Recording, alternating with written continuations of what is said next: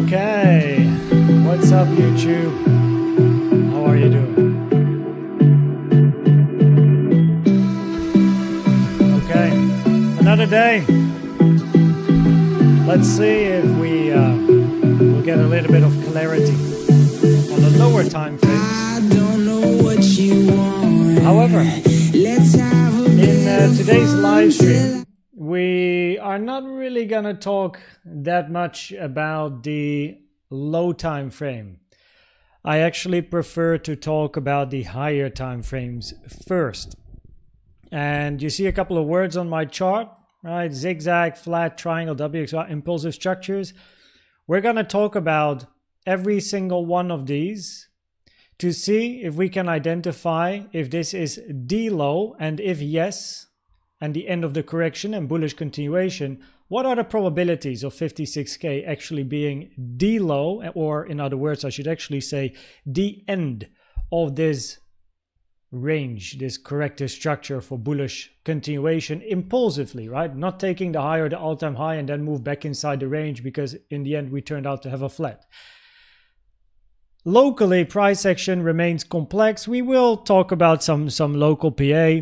But I actually prefer to hang around on the higher time frames for now and observe what happens on the lower time frames. And the higher time frame is actually also quite clear in a way, trading wise at least. If you hit 65.5K, the probabilities for bearish scenarios increase.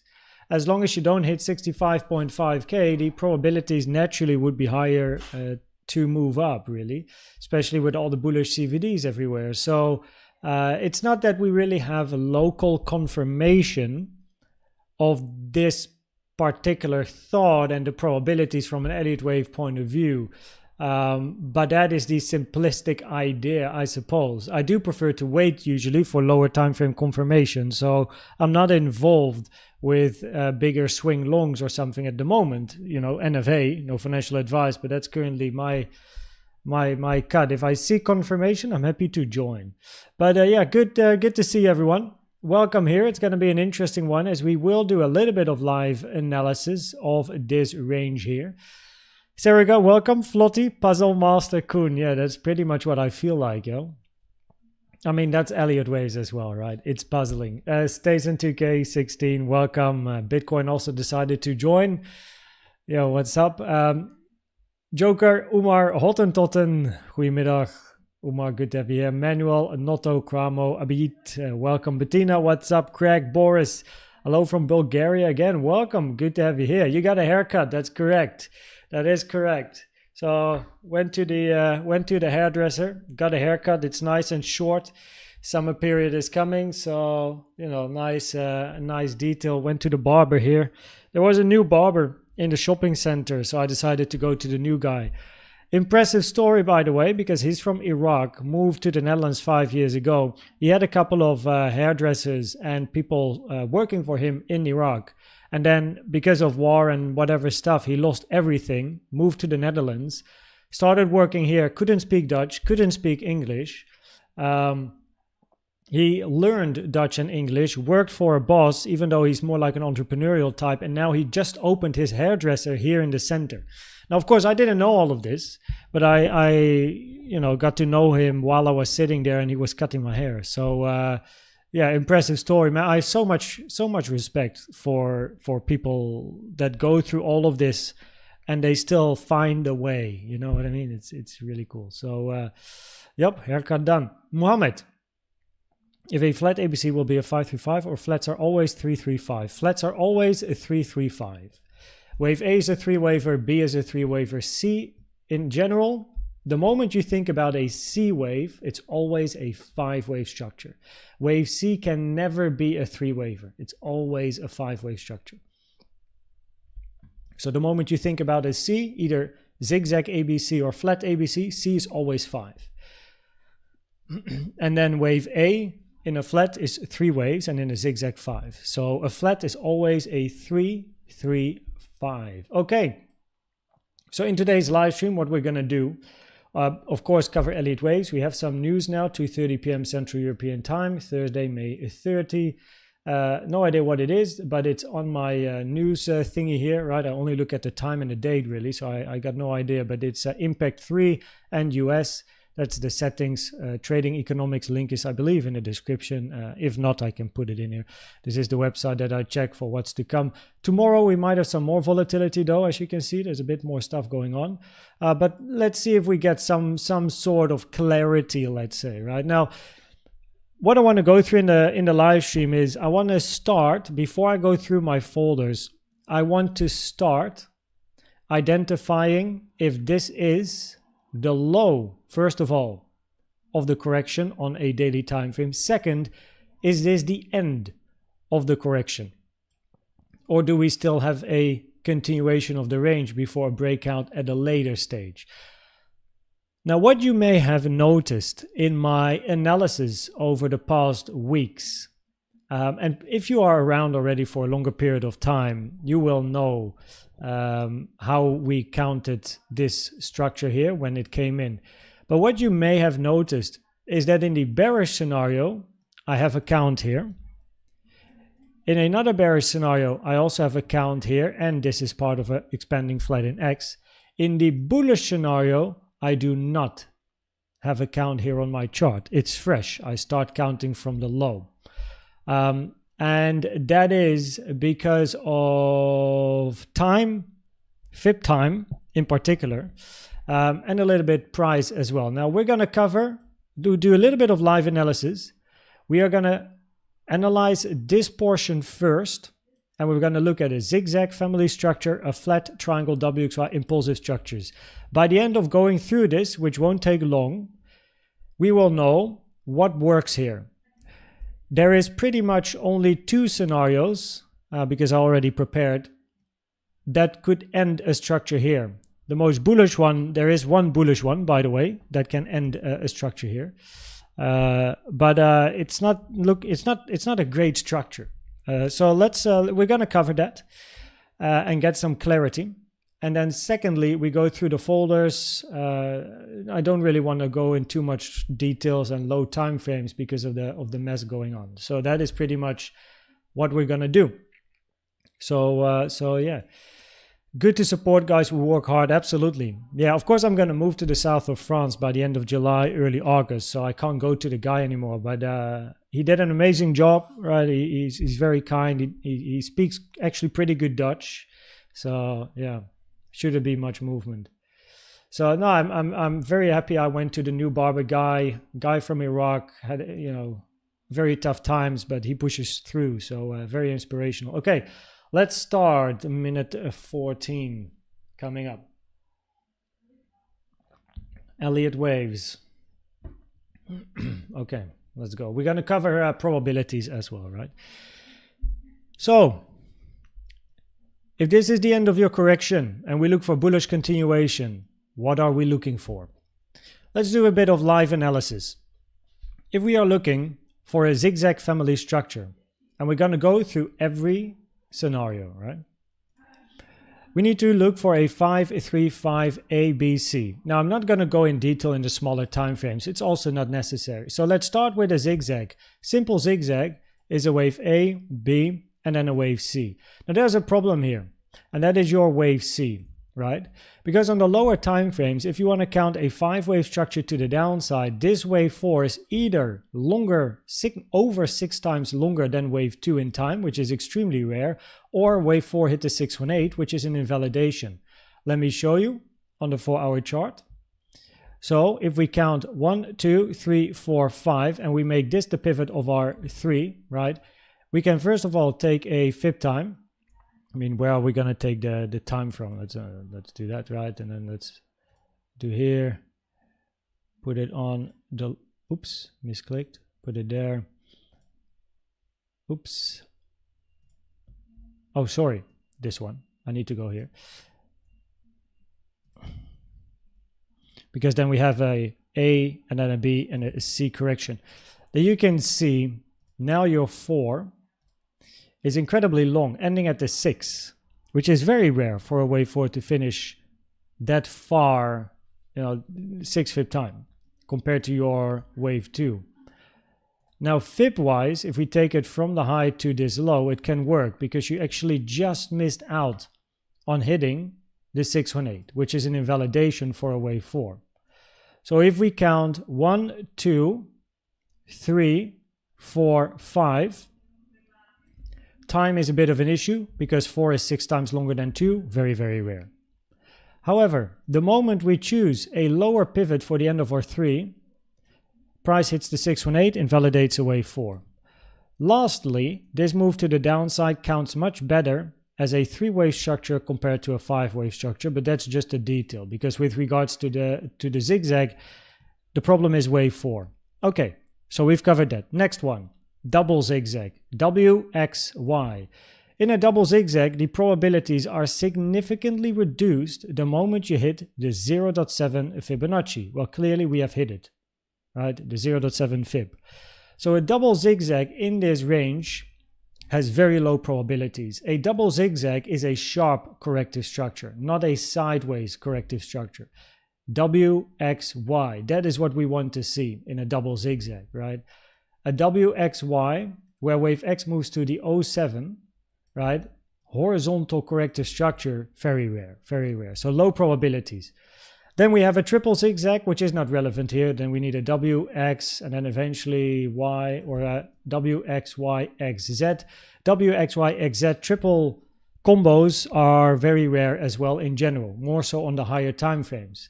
So we then have WXY, then another X and another Z. It is a triple zigzag, but also here you actually don't want wave X to move to the 0.7 because a triple zigzag is a sharp corrective structure. WXYXZ.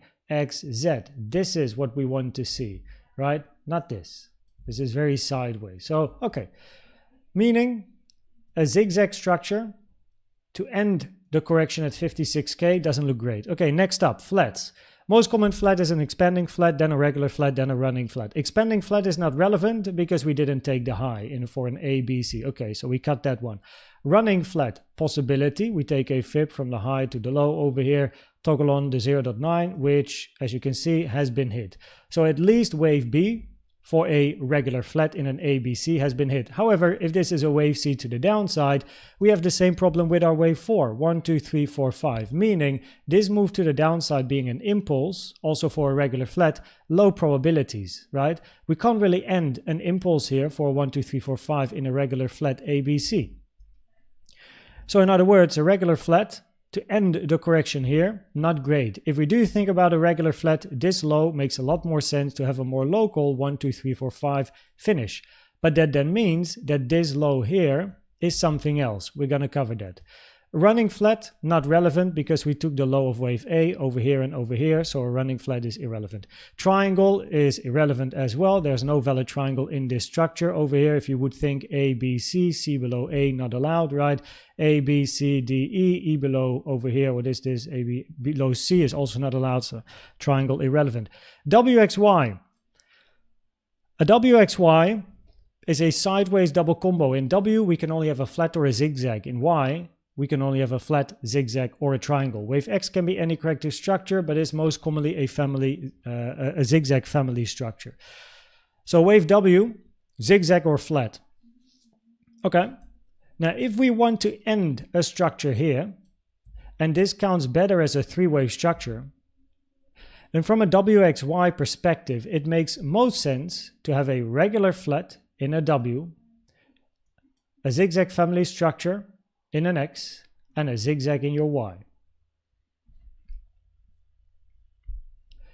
We take a trend-based fib from the start to the end of W, whatever pivot, doesn't actually really matter, to then the high of your wave X, and you can see that we touched the 0.618, which is a minimum target for Y, and it is a common target still, so at least that's been covered.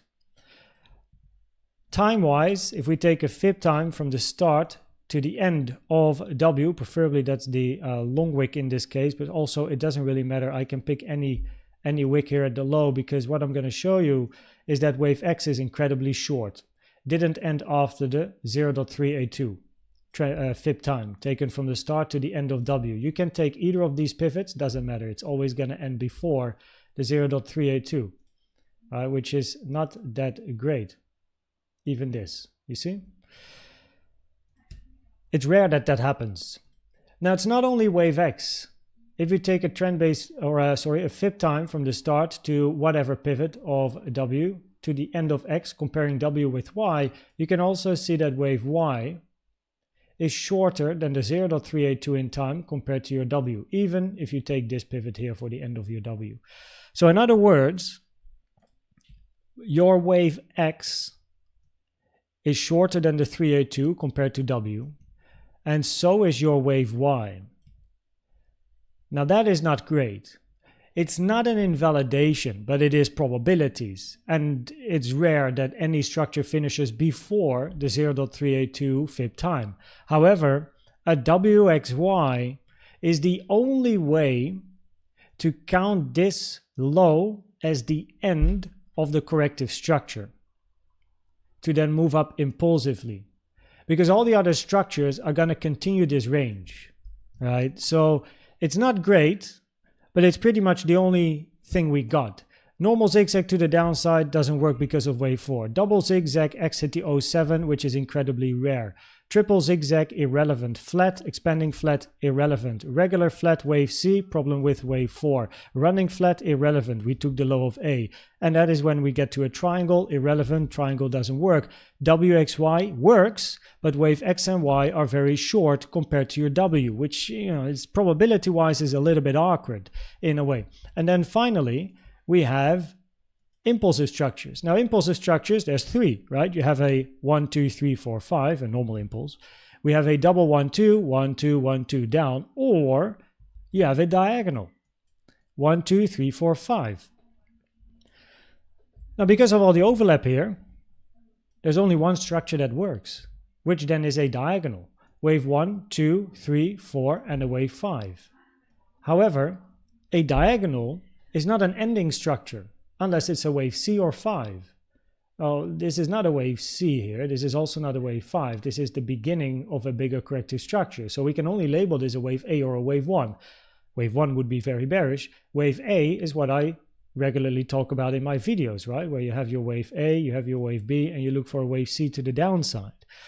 So that is a possibility, even though your wave 3 is a little bit longer than your wave 1, just. So we take a fib, trend-based fib, from the high to the low of your 1, to then the high of your 2, toggle on your 1 to 1 here. And you can see that it's been hit, meaning your wave 3 is longer than your wave 1. I don't actually think that's the case on the line chart, but it is the case on the not line chart. Let me have a look here. I'm actually interested. I never use line chart really. Yeah, so we actually didn't hit the 1 to 1 on the line chart, but we did move below the pivot here. So yes, a diagonal would be your second option to end a structure here. We're trying to end something here, right? So that means that probability-wise, there's actually only 2 structures to end to end something here, because if this is not the end of something, then we are going to label this a B or an X, which means the move up is a C or a Y, which means moving down anyway. So we're talking about ending something here, right?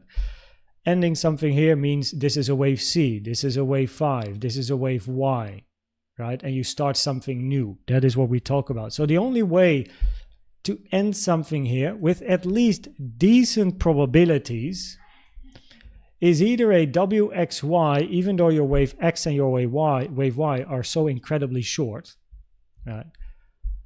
Or you have the leading diagonal, where your wave 3 is a little bit longer than 1 on the candlestick chart, but not on the line chart.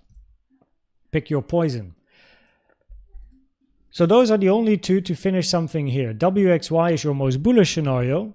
WXY, finish impulsive structure to the upside. That's the follow-up. Doesn't look great, but that's the only way to end the correction here, and then up you go, no? So that is what I wanted to say about this structure. So probability-wise, Most bullish is a WXY finished up bullish continuation, all-time high, la-di-la-di-la. No? Bearish, ending something here, is a diagonal. Invalidation, take the all-time high. Of course, what I explain now is ending a structure here. Alternatively, we still have this, where you don't end a structure at this low, but this is the end of your regular flat. And this structure is now labeled a wave B in a flat for wave X, and then a wave Y to the downside. But that would mean the correction isn't finished. And that's what we're talking about here is, can we end the correction here? Yes, but the only scenario we can use is a WXY with a very short X, very short Y. All the other stuff has low probabilities. And the WXY also doesn't look great because X is so short, Y is so short. Both are shorter than the 0.382 fib time compared to your W. Okay, now with this information in mind, let's go to through the high time frame scenario. So keep this in mind, right? Keep this in mind because now I'm going to put the details on the chart. Okay.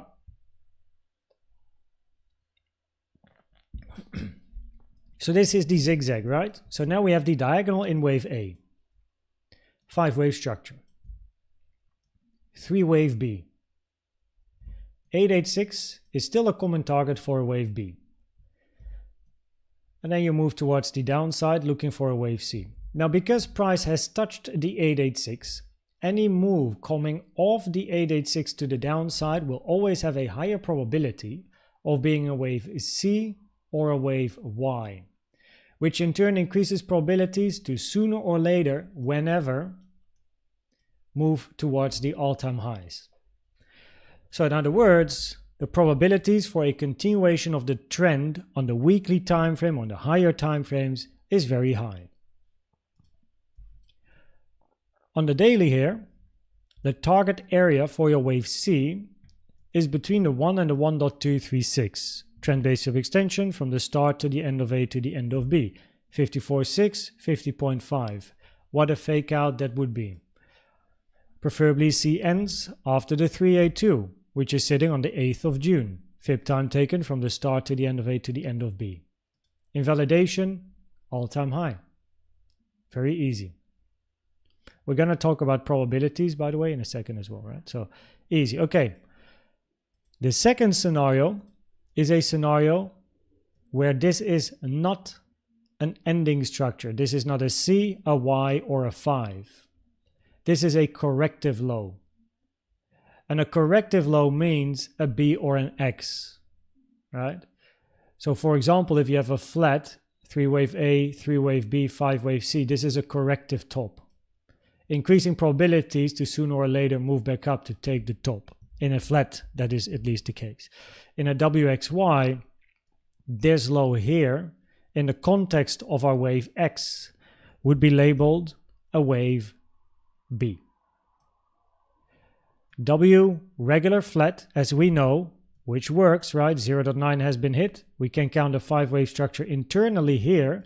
It's just that ending this or using this as a 5-waver, low probabilities because of 4, as explained. So W goes there. And then we have an expanding flat in X. 3-wave A, 3-wave B, 5-wave C, 1, 2, 3, 4, 5. It has to be said, yeah, that your wave 4 is very short compared to your wave 2. Very short. Your wave 4 is also incredibly shallow compared to your wave 2. So having this as a complete wave C is not ideal. Well, yeah, that might actually increase some probabilities for the potential of a wave C. Instead of this being a 5-wave structure, probability is a bit higher for a 3-wave structure potentially, no? A, B, C. We do want to see some low time frame confirmation though. But then we're looking for a wave Y. In other words, continuation of the range. We're not going to be out of this range yet.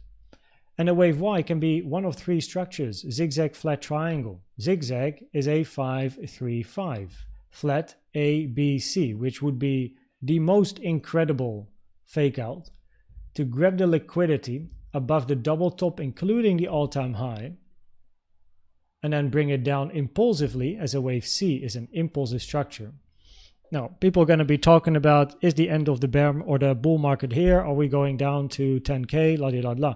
And then what we're going to be looking for is signs of strength, move price back to the upside. Common target for your wave Y is the 618 to the 1.236, 63.1K to 54.3K. Preferably wave Y ends after the 382, sitting at the 4th of June. If we compare wave X with wave W in time, fib time from the start to the end of W, double click here, and now you can see it's perfectly fine. Wave X ended after the 382, which is what we like to see, ended just before the 1-to-1, and that's no problem. That's perfectly fine for a wave X, but the minimum would be a 382 touch. So if we do move up for all-time highs, I am very aware of a potential flat. Now that depends on the reaction we get once we take all-time high. But at least I know how to risk or how to manage my risk the moment we move up here. But instead of seeing strong impulsive continuation with increasing volume, once we start ranging here and we start moving like down a bit, a retracement, some nice bearish CVD divergences and all that stuff, we know. Right? We know. We prepared.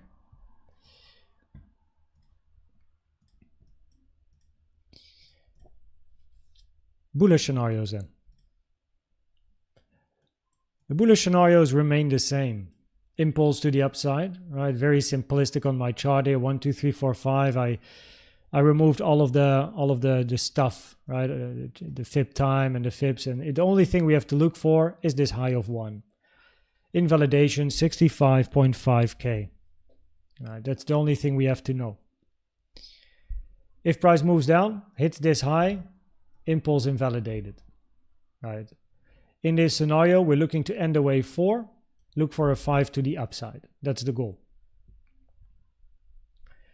If price moves to the downside, however, and takes out 65.5K, the only bullish alternative is a double 1-2.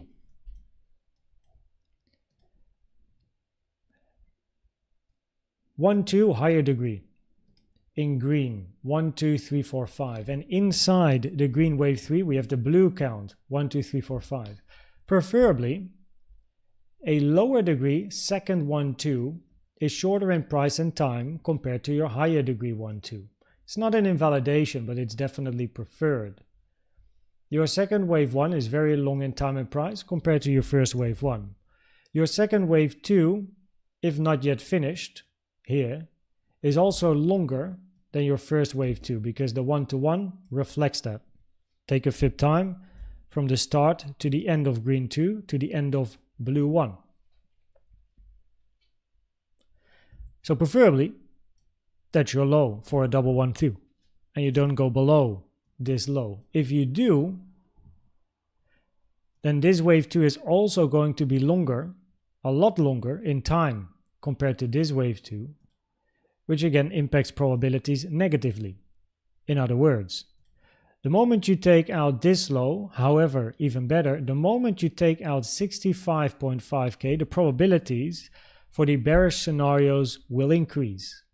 Meaning, the zigzag, C down, or the WXY.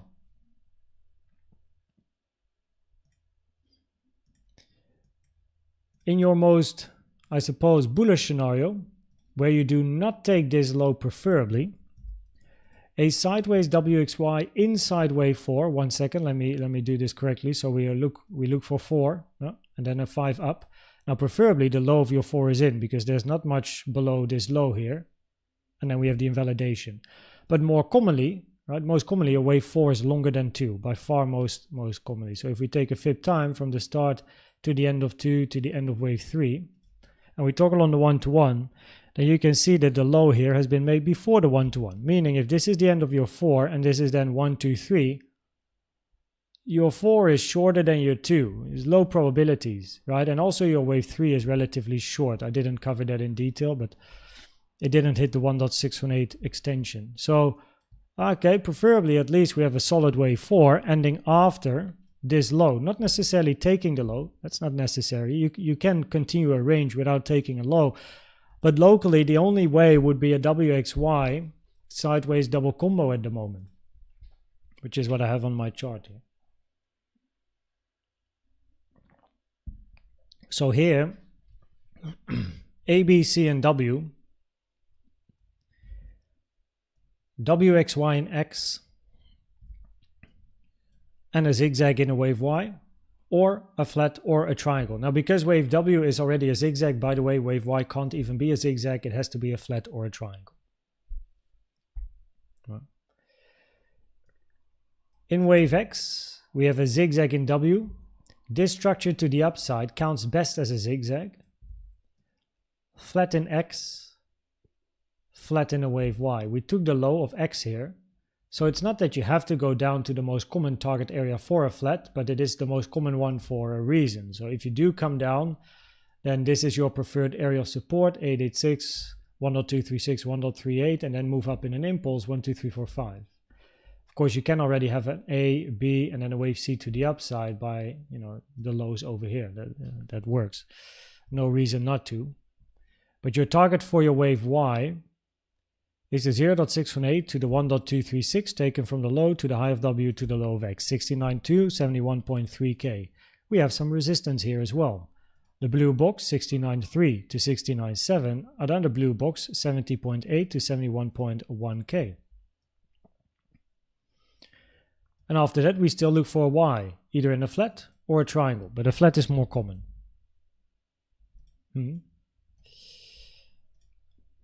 Your most bullish scenario in the double 1, 2, for example, 2 is finished, you look for an impulse. We're going to talk probabilities in a second, we're almost there. Would be that this is a 1, 2 continuation to the upside, right? Couple of things going on here. Your wave 1 counts better as a 3-wave structure compared to an impulse. And that is because of the lower time frame here. 1, 2, 1, 2, 3, 4, 5, 4, 5. Preferably we had another 4, 5. We didn't get it. So that means wave 1 has to go here. We can't put wave 1 here. It's not possible. Overlap between 1 and 4. Okay, diagonals. Yeah, you can think of a diagonal, but 3 is longer than 5, but 3 is also longer than 1. That's not possible in a diagonal. So a diagonal doesn't work. This has to be the end of your wave 1. But then we can have, okay, 1, 2, 1, 2. Where's the 3, 4, 5, 4, 5, right? We miss a bit of a 4 in here.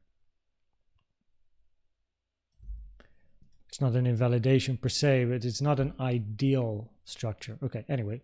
Then we have another flat in W, X, and then a wave Y. Flat W, X, Y. And what you can see here is a little bit of a similar problem as on the higher time frame. And that's time. Your wave X finished before the 382 fib time compared to W. Your wave Y finished before the 382 fib time of W, which is not great probabilities.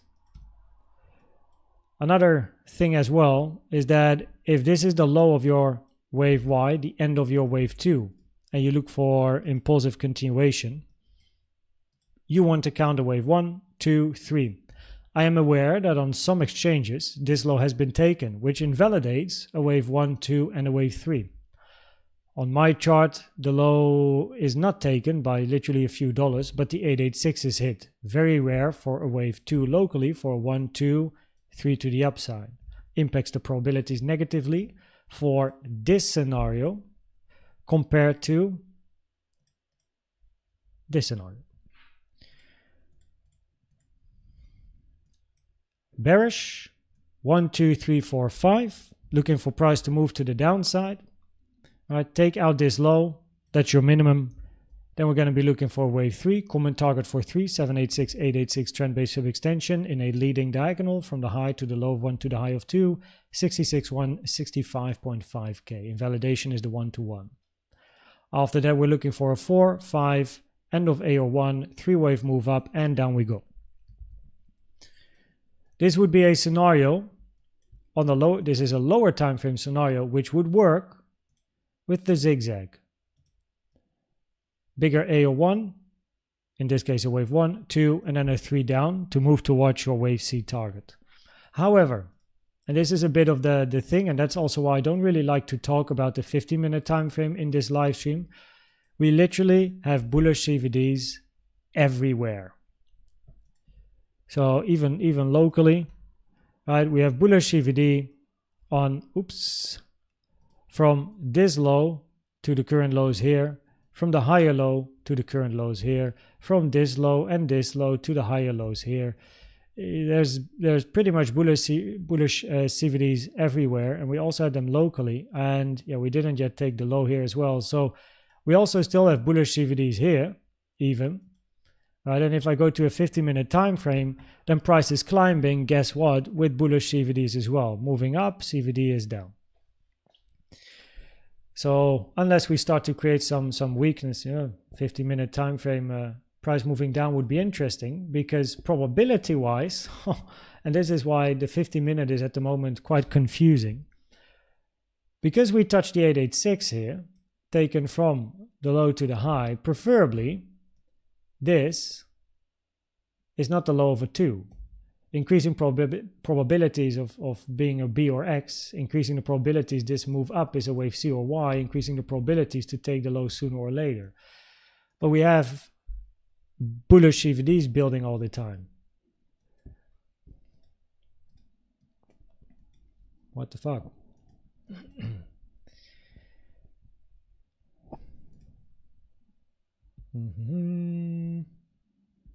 That's for the flat. This is, by the way, a possibility, but then your wave B might already be finished. But I just keep it on the chart.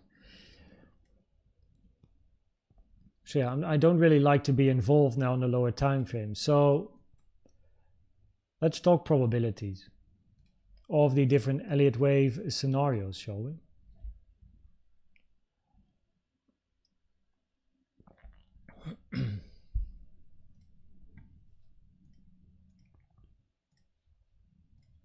There you go. So, probabilities, right? We spoke about how this low could be the end of this corrective structure and the beginning of a continuation of the bull market. We spoke about pretty much the only scenario that can do that, which is a WXY, even though your wave X and your wave Y are incredibly short compared to your W. Yeah, you can try to do a WX and then a wave Y, but a wave Y in here doesn't work. So an ending wave X over here also doesn't work. So probabilities, well, keeping the bullish CVD in mind, I mean, looking for 72K plus, unless 65.5K is touched. The moment you touch 65.5, the probabilities increase for the bearish scenarios, meaning an unfinished ABC zigzag or WXY, which is in the end going to continue the range. In other words, ABC or W, X, and then a wave Y. Y can be a zigzag, can be a flat, which would be hilarious, or a triangle. But the triangle is the least common. So zigzag and flat are more common than a triangle. Now with all the bullish CVDs, a potential flat would be my personal favorite, but that's an opinion. That's not related to Elliott Wave probabilities. I would absolutely dig a complete fake out of a continuation of the bull market, then move impulsively down, wreck everyone, and then grab the liquidity and move back up. But yeah, the market doesn't move like, how we want it per se. We trade probabilities. So let's see what we get. Anyway, as long as 65.5K isn't touched, one can't really go against all the bullish CVD divergences that we have all the time on pretty much all of the time frames, right? So I don't really enjoy going against all the bullish CVDs with certain scenarios and probabilities unless there is a clear sign to move lower, which would be 65.5. So the probabilities are also very much driven based on CVDs that would steer me into the direction of 72K. The local price action on the lower time frames is very messy, right? Just goes up, down, sideways, left, right, center, doesn't really matter. If we get clarity, maybe with some news, I mean, not much happening at the moment, but maybe tomorrow, who knows, right? So hopefully local price action itself, right, does something, because at the moment it doesn't yet give great confidence for a move up, besides the fact that we have bullish CVDs everywhere. From an Elliott Wave point of view, everything here is just noise. But the bullish CVDs are visible all the time. So unless you start creating some price action moves towards the downside with bearish CVDs, there's no reason to think we go down at the moment because of all the absorption going on, and which is a translation for bullish CVDs. So local price action itself doesn't yet give great confidence for a move up from an Elliott Wave point of view. But from a CVD point of view, we have a lot of absorption. But yeah, you never know, right?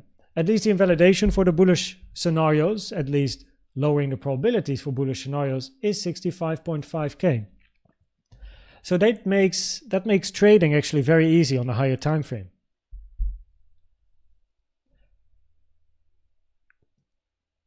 If there is a potential long setup, very clear invalidation, looking for a continuation of the trend.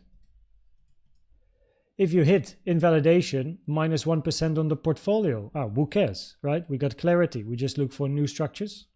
It's a swing trade stuff. If you take the high and move down, TP1, right? Stop loss break even. And if you continue, happy days. So we got to wait and see what happens in the local range here, which especially on the lower time frames continues to be an absolute pain in the ass, right? So this was still quite clear counting. The low here was expected, the move up perfectly fine, and now we're here, and this is messy price action touching the 886, bullish CVDs moving up, potential for a bigger corrective structure. Yeah, I don't feel like even going into this, and this is also what I learned in my early days, you spend a lot of time sometimes trying to count these structures, but they don't give you, it's also time versus money, right? At the moment, it doesn't give a great Elliott Wave setup, a local setup, not a swing setup. There's not really a very nice local Elliott Wave setup. For the time that I have to put into trying to count this in a lot of detail, there's not a great setup. So I prefer to wait, right? There were great setups, right? Took a short here, took a long here. So that's perfectly fine. Also took a short here. Still running a bit, by the way. So yeah, cool.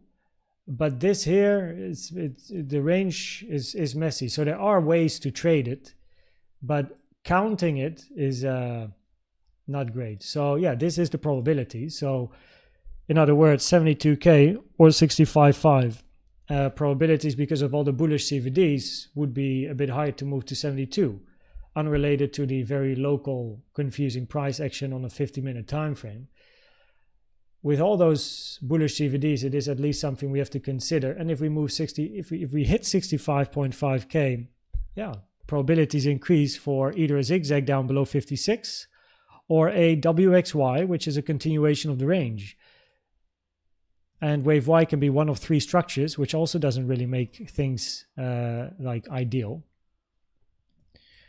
Because then either a zigzag ABC, but your wave A has to be a diagonal structure. And at the moment, as long as we don't even take this low, a diagonal doesn't.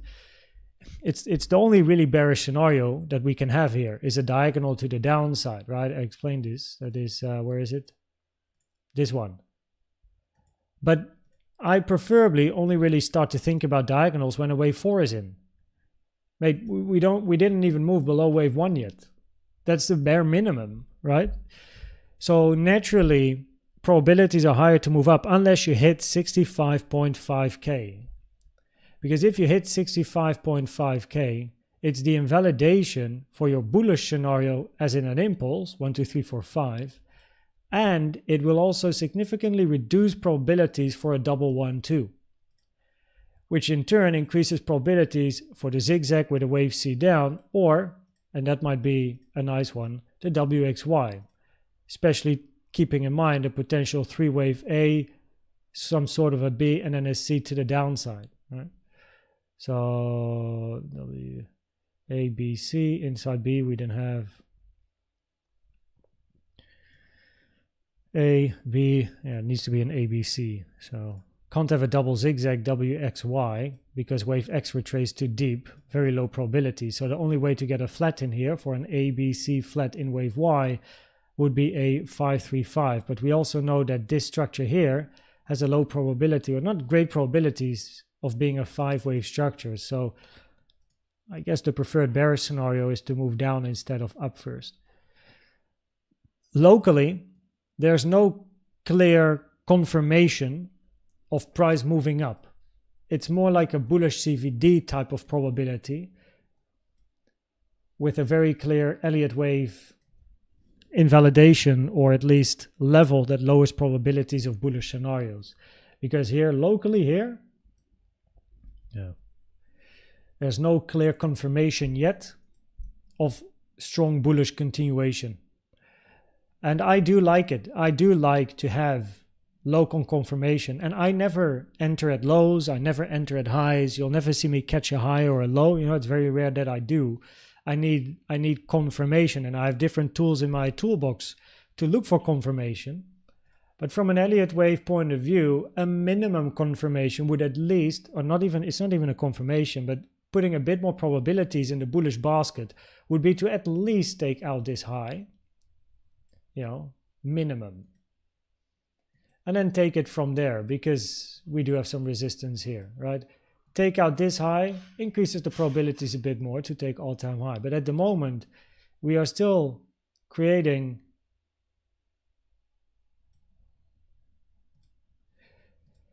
yeah, that's with regards to probabilities, really. Sometimes price action is incredibly clear, but locally it's very messy. Higher time frames is actually pretty clear. 65.5 is just that's your bullish invalidation. If you're bullish, you don't want to hit it. So in other words, it's a very, very easy level that changes probabilities into bearish favor. If you don't hit 65.5, yeah, I mean, and you didn't even take this low at 66.3, it's difficult to really think very bearish. Like you at least need to take this low to start a diagonal. We're at support. We just bounce on support 3 times now. And it holds as long as it holds. So yeah, as long as you don't move below this low, we can't think about impulsive structures to the downside. The probabilities are higher to go up. So yeah, that's pretty much it, yo. That's pretty much it.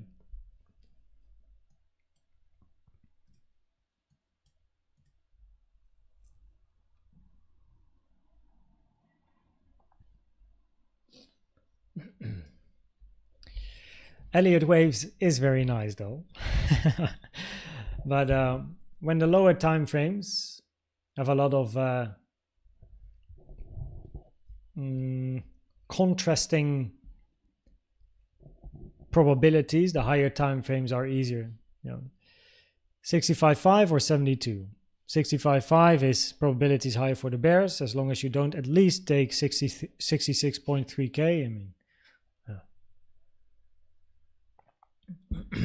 bullish CVD divergences, absorption, probabilities on the higher time frame would be higher to then move up. I do have an issue with, at the moment, seeing confirmation on the lower time frame, which I don't see at the moment. Yeah, we also have bullish CVD here and bullish CVD here and bullish CVD here, but that's all CVD. From an Elliott Wave point of view, there's not yet a clear confirmation of bullish continuation. On the 4-hour time frame, it's easy. Hit 65.5, probability is higher for bearish scenarios. but we didn't yet hit it. We didn't even take this low. So yeah, and locally, there's no clear confirmation of bullish continuation. We have an 886 touch here, which is rare for wave 2, higher probabilities for bearish structures.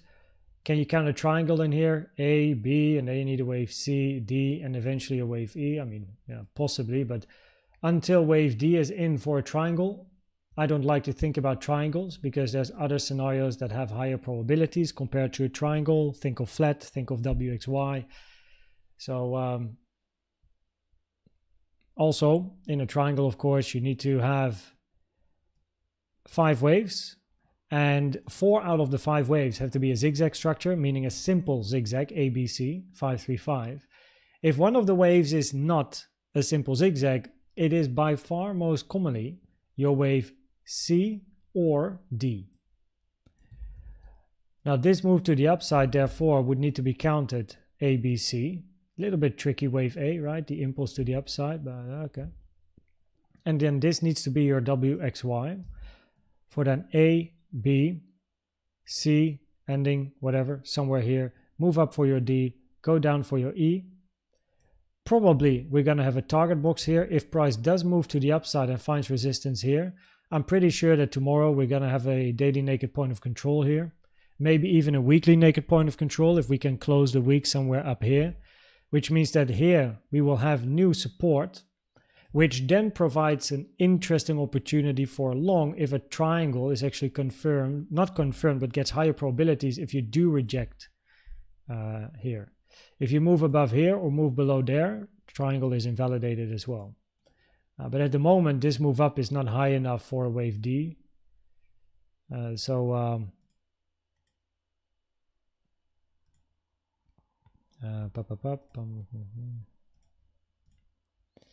Did we even hit the 0.618? No. And if we do count a double zigzag to the downside in C, A, B, C, right? And we do count a double zigzag, WXY. Wave Y didn't hit the 0.618, which is a minimum target for Y, and it is incredibly rare for Y to not hit the 618, which it hasn't done. So in that regard, the probabilities locally would still indicate taking the lows at some time. For a triangle, for continuation to the downside, we hit the 886, so any move up has a higher probability of C or Y, increasing probabilities to still take the lows at a later stage. So on a 15-minute time frame, locally probabilities are just not that great for bullish continuation. Yeah, I mean, of course you can move a little bit here, that's fine, but they're not yet too great to just do this. Because of everything that happens at the lows here, probabilities would be higher to take the lows at some point. And on the 4-hour, with all the bullish CVDs, I mean, yeah, probability is higher to move up unless you hit 65.5. Preferably see local confirmation of a move to the upside, which I don't see at the moment. So there's also this contrast between the higher time frame and the lower time frame, where on the lower time frame there's no clear bullish indication.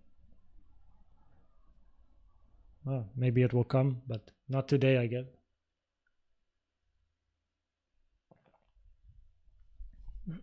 So interesting, no? Interesting. Let's go into chatting and Q&A. Enough of me talking. When did we start? I think at about 14 minutes. If I no chatting and Q&A. See what you guys think. Pin the message.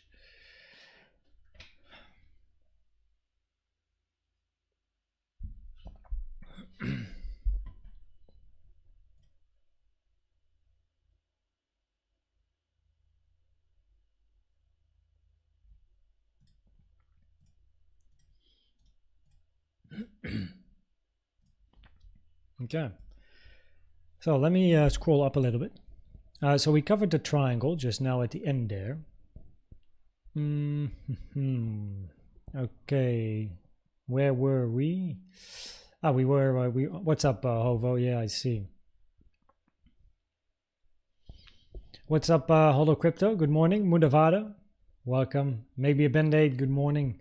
How about a triangle? Yeah, so we covered the triangle, but it's too early to think about a triangle. You would need to reject here, and then might get more interesting. And of course, in a triangle, you do want a double zigzag down here, even though your target for Y is not reached, which is not great. So that is why I would prefer local price action. I would prefer to see, where is it? Which one is it? This one.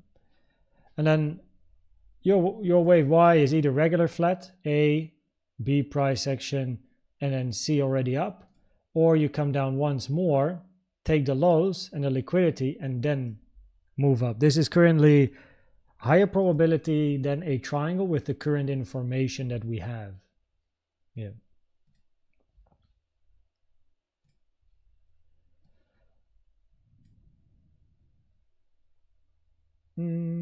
What's up, Rob, Greg, Michael, Barbie? Welcome. I also saw the ending on the daily, I guess this is, of global wave 4 and all-time high, and then wave 4 as a triangle, and then very short wave 5.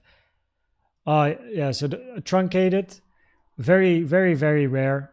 More so on the higher time frames. Never preferred unless all of the other scenarios fail. So it's not really something I'm looking for. Ethereum would be something for the altcoin stream. JPay, what's up? How you doing? Triangle is covered. Triangle for E. You can't have this as E for your triangle. If this is your A, B, right? This has to be your C. Can't be the end of like, yeah, wait, yeah, okay. I see what's happening. A, B, and then you count this as a C, D, E. Now we have a little problem here. And that is this compared to this. A triangle is also very much about ratios and time.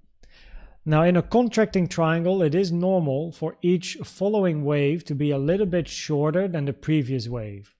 But if you look at your D and E compared to your A, B, and your C, you will quickly see that the ratios don't match up. So the probabilities aren't high for this to be the end of a triangle with the DE being forced into this structure compared to what you have before.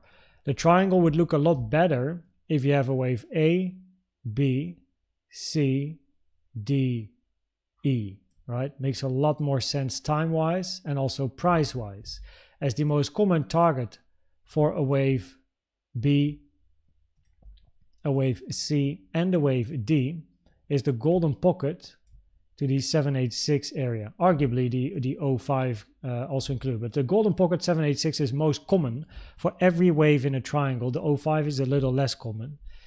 And yeah, you didn't reach none of these. If this is your C and this is your little d, no pun intended, then the 05 here isn't even hit, which is already uncommon, as this is your common target area, which is in confluence with the box. So that makes it interesting. So yeah, triangle is not great until you actually move up further, and then we would be looking for a D. What's up, Legionario? Gary USDT for the altcoin stream on Sunday. Madhavada, I picked a perfect time to start an FTMO channel. Bitcoin goes sideways on every time frame. There's always, of course, a trade, but you want to trade the highest probability. So if you have a plan, you have a strategy, and currently price is not showing you a setup, then patience is tested. Also, good luck on your challenge, by the way. Hopefully you can pass it. So I don't know what challenges they have nowadays. The lowest one is what, 5 nowadays or 10, and the highest one is, for most companies, I think 200.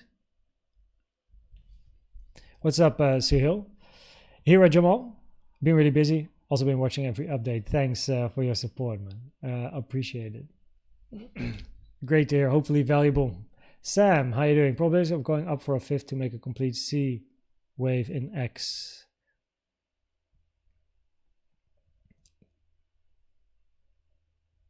Yeah, that is this scenario. Yeah, that's this one.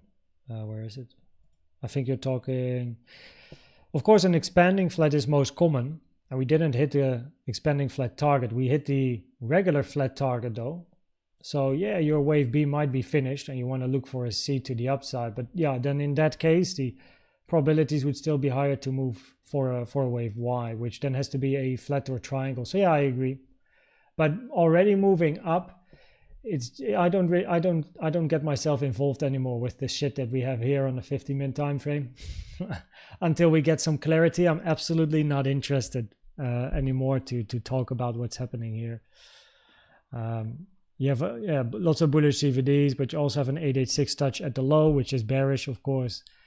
So you still have the potential for here a bigger three-wave structure, at least, right? A, B, C, or a W, X, Y, hit expanding flat target and move up, or continue down for the bearish scenario, right? So as long as locally you don't at least take out 68.8K, it's difficult to be bullish locally. On a high time frame, it's yeah, you have bullish CVDs everywhere, and yeah, you didn't yet hit 65.5, which is important. If you hit 65.5, the probabilities switch on a higher time frame easily. But even though one then says, okay, probabilities on a higher time frame, 4-hour daily, might be higher to move to 72 because of bullish CVD, it's not really based on Elliott waves. It's just CVD. Locally, based on local Elliott wave analysis, the probabilities aren't bullish yet. We don't have any sign of strength, any sign of confirmation. You would need to at least take 68.8 as a minimum, and we haven't. So it's very difficult to be bullish, but it's also difficult to be bearish because we're still ranging here between 73 and 67. So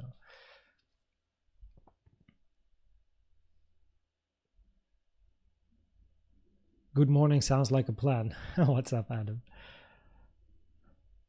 Head and shoulders. Don't wish for fake outs.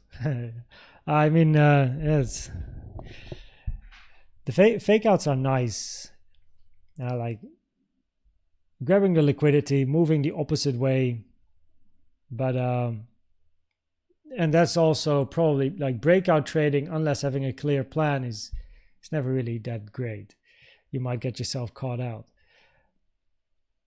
Cheers, Mark. How you doing? Boris, welcome. Can you count W from 20 to the 23rd of May? So it's pretty much from the high. So that is W, X 27th of May, which is the high here, X. And now wave Y, forming wave A done. A, B, C. Yeah, but then you're talking about a double zigzag, right? So W, X, and then wave Y, double zigzag, because you're looking for a zigzag in wave Y, right? Your problem is wave W is already a zigzag, and your wave X retraced to at least the 07, which significantly reduces probabilities for any double zigzag structure. Oh. So the 0.7 is hit. So that really reduces probabilities for a double zigzag here. So it's not really something I'm looking for at the moment. Is it possible in the daily chart we finished the wave 4 correction 1st of May 2024?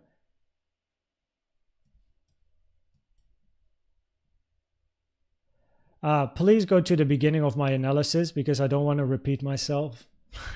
Because we literally analyzed this question at the very beginning of the analysis. So if you go back to the beginning, you will very quickly get an answer to your question with the whole analysis included. Is it possible? Yes, in a WXY, but I'm sorry, I don't go in detail here. I only verbally. Is it possible? Yes, but then you have a WXY as your highest probability scenario where wave X is shorter than the 382 fib time of W and wave Y is also shorter than the 382 fib time of your wave W, which isn't that great, but that's the only way. That's the only way.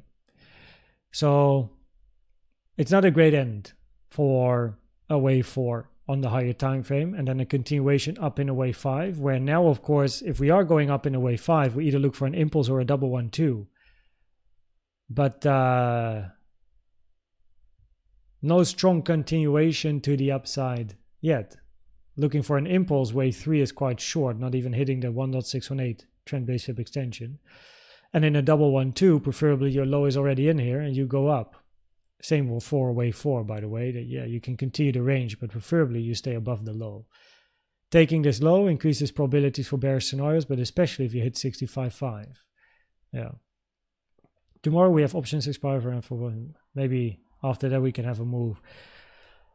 I look forward to it. Yeah. Bit of a new blood going in or out the market, like new action. If this is a wave 4, we are currently in on the daily. Yes, potentially that is not yet finished. And then we're looking for an ABC or a WXY. Stefano, welcome. Tangerine, good to have you here. I'm patiently waiting for the bullish move up. Yeah, let's see if we get it. I mean, man, what a day, yo. Tomorrow, before the weekend, I mean, come on, give us something, no? Like, oh. Wave 4 isn't yet too long in time. Depends also on which wave 4. If you compare the current wave 4 since the beginning of this range on the daily, if you compare it to the range that we had between 20 and 30K, we're good, more than good still. The range can continue till August and you're still good. Yeah. What's up, Print to Leave? Welcome. Jay Green, do we have a top 1 scenario right now, or is it difficult to single out one? Well, so this is the thing, right? Your probabilities on the 4 hour are higher to move up, but that's because of CVD. Because there's no local confirmation yet of that happening. You would need to at least take 68.8 to get more local bullish probabilities. But because of all the bullish CVD divergences pretty much everywhere, the probabilities would be higher to move towards 72. Now your clear invalidation is 65.5K. And even though maybe on a 4 hour with all the bullish CVDs, it impacts probabilities to move up, locally here, there is no reason yet to think we do at the moment. You would need to at least take 68.8 here to increase probabilities of bullish continuation.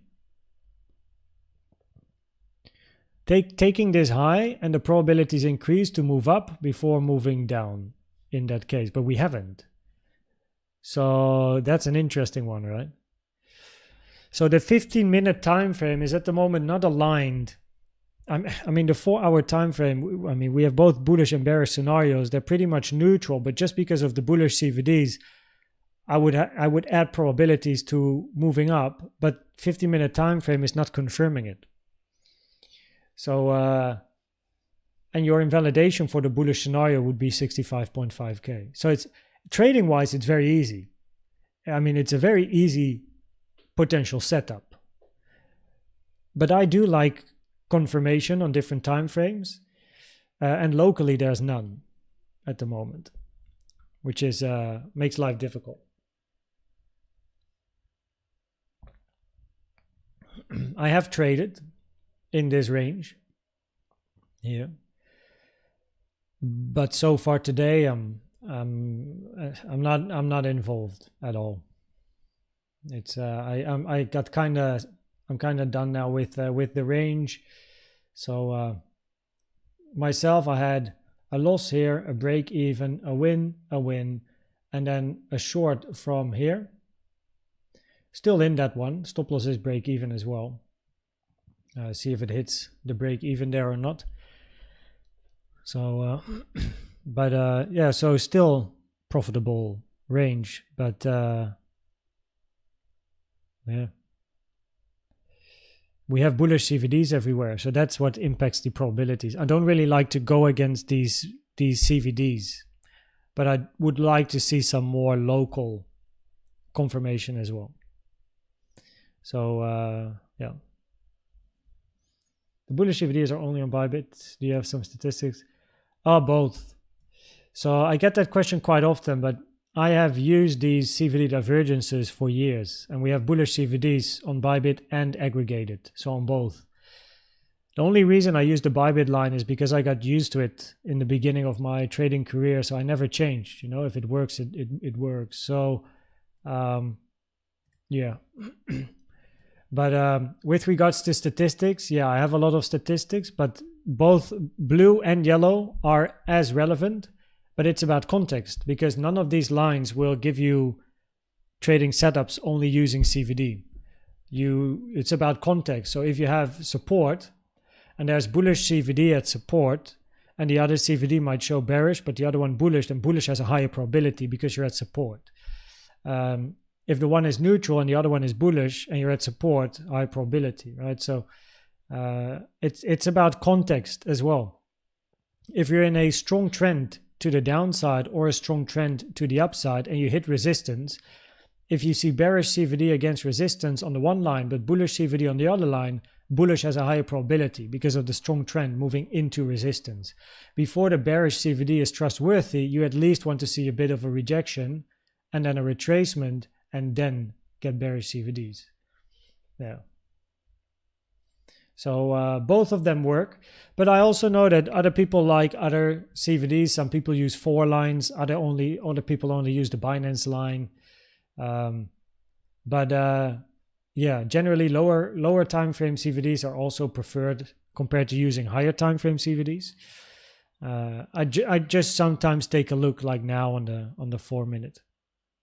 My comment got deleted. Probably there's a word in there that scammers use, or that YouTube doesn't like. Might have to put some dots in between the words. Hello. I know, right? What's up, Pratish Pantha Palavil? Good to have you here. Madavada, I'm doing 10k challenge to start, which is the lowest one. Took some throwaway trades and currently up $42. There you go. It's still 0.5%. You know, if you do that for 20 days, you pass it. Waiting for a clearer trend. Yeah, patience. To be fair, on the high time frame, we have a potential 3-waver down and a 3-waver up, which is always a sign that's about to get boring. Just wish I took the challenge before I caught the 57k low and the 61k low. In hindsight, everything is easier. The good thing, trading-wise, is also with a challenge. It doesn't matter where price is, right? So even if we move up and you're at 100k or down at 10k, it's all about finding your setups, the highest probability setup. So, and 10k is a nice way to start, right? See if you can pass it as well. Our targets for X is 786 to the 86. The target for your wave X is actually the 382 to the 886 internally, and externally the 1.38 is your max. So, but let me subdivide it to make it easy. In a double zigzag, your common target would be the 382 to the golden pocket, with the 0.7 reducing probabilities if X hits it. For a sideways double combo WXY, the common target for X is the 786 to the 1.38, with the golden pocket being only a little bit less likely. So you could basically almost say golden pocket to the 1.38. So wave X can even end above or below the origin of W. Do you have a position right now? Not anymore. I had a short here into support, stop loss break even. Took a take profit though when I hit for the second time, but that's it. Yeah. Not really involved with the range at the moment. I've had my trades in this range. You know, I had a great period here. So yeah, not complaining. Short here, long here.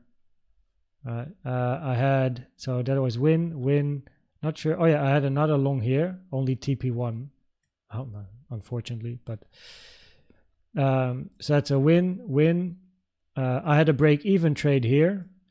I had a loss here, 0.5%. I had a break-even trade here. I had a winner here. I had a winner here to the upside. And this is a winner as I took TP1 the second time. I actually looked for continuation, but with all the bullish CVDs, I don't really feel like holding the short too long. So that's why I TP'd the second time we came down. So yeah, it's been good. It's been good and no problem. But and swing trading wise, yeah, I mean, yeah, there's only one setup I would take really. WXY is where the ZY, wait, where's the Z? Why don't they start from ABC? And if there's an ABC, why don't make a DEF? I know, right? Did you know that if you have a triangle, I mean, even TradingView, I think, doesn't even have, no. If you have a triangle, A, B, C, D, your wave E, in very, very rare occasions, can be a triangle as well. At least wave E is the most common, very rare scenario that wave E becomes a triangle itself.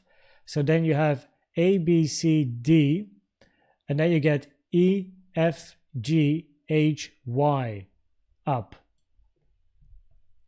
Check the book, Elliott Wave Principle, Frost and Prechter.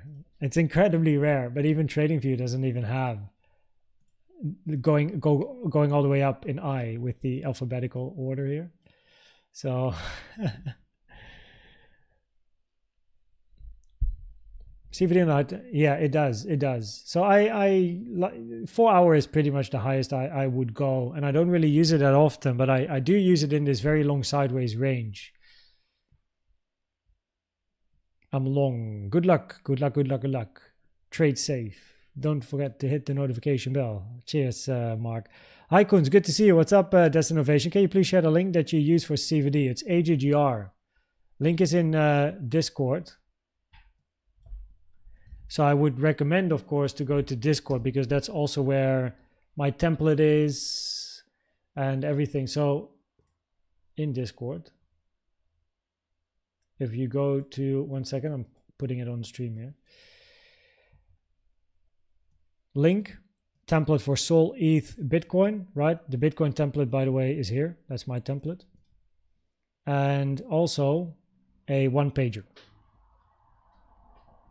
for CVD. And I also made a video. I always refer to that video in the live streams or in the normal videos at the end of every normal video I make. Right? If you go down on the home page, then this one. It's the only video above 20k views, but that's because I always use it as my end video. I don't really have another video to put at the end because all the other videos I make are not evergreen. You know, an update is relevant now, but not tomorrow. But CVD is always relevant. For me, it's the best tool. So, you know, always at the end I say the best indicator you can use, in my opinion, is CVD. That's my. It's absolutely my opinion.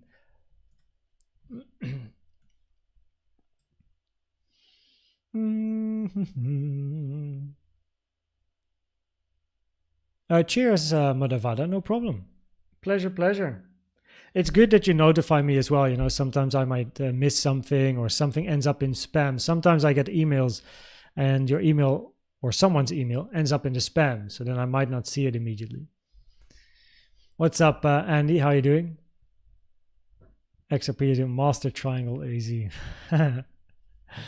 A triangle in a triangle in a triangle. Imagine. I can't set my stop loss and TP at the same time on my exchange. So usually, I don't know which one you use. Was it? No, I don't know. But so usually on the right side, if you fill in your position sizing and stuff, you can check a box to do your TP and stop loss, and there's two areas to type, right? So, but you sometimes, if you want to go long, you need to check the long TP and stop loss box. And if you want to go short, there's a short stop loss TP box. If you want to have a long position, but you fill in the TP and stop loss of a short, then it doesn't work. Can happen sometimes. So might want to check that. Also, what I prefer to do myself, but I'm not sure if that happens on your exchange, is I like to enter without putting my stop loss and TP in place. And the moment I enter, I can click on my entry in the trading window and I can just move it up or down. And if I move it down, it automatically selects stop loss and I can just put it on the chart. And same with TP, I just click on my position, I drag it to the up side if I'm in a long, and then I can put the TP somewhere. That works quickest for me. Instead of putting in the numbers, I just get market in position and then drag it up or down. Sam, hey Koen, sorry I had to step out for a second. I saw you answer my question earlier, but not sure I explained myself well. I meant in ongoing high time frame WXY scenario, perhaps the X is not complete yet. Need 5 waves in C. I see where you're heading to. Now in that case, the moment a wave C is longer than 2 times A plus B, probabilities significantly decrease for wave C. So in other words, if you're looking for A, B, and then a wave C, and then 1, 2, 3, 4, 5, you take a fit time from the start, arguably this one here, to the end, start of A, to the end of B, toggle on the 2,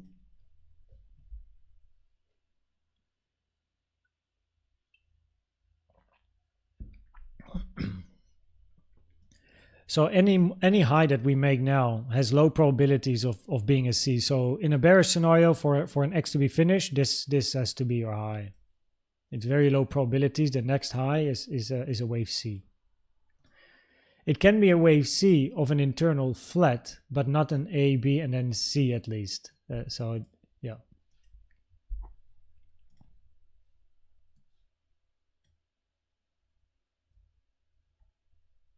I thought you would be in France now. I will be in France at the, or I will move to France the end of July, start of August, probably start of August-ish. So I might have to go to the south of France for a few days before to check up on apartments and stuff. But yeah, I will move to the south of France start of August pretty much.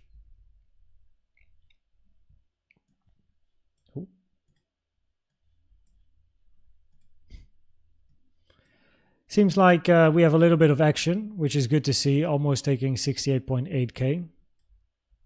So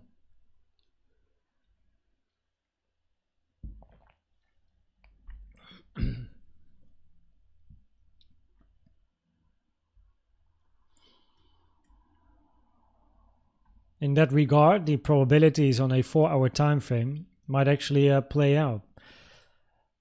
The moment you take 68.8, it also increases probabilities for this local range probability, like a 15-minute, let's say, probabilities to be bullish as well.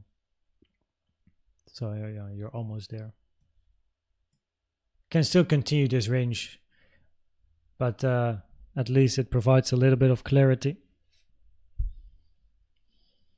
My entry was 67.825.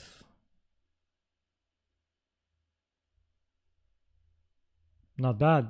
Perfectly fine, especially now that you're in profit. When do you think I should take TK? Probably TP, take profit. Now this is interesting. You're trading without a plan.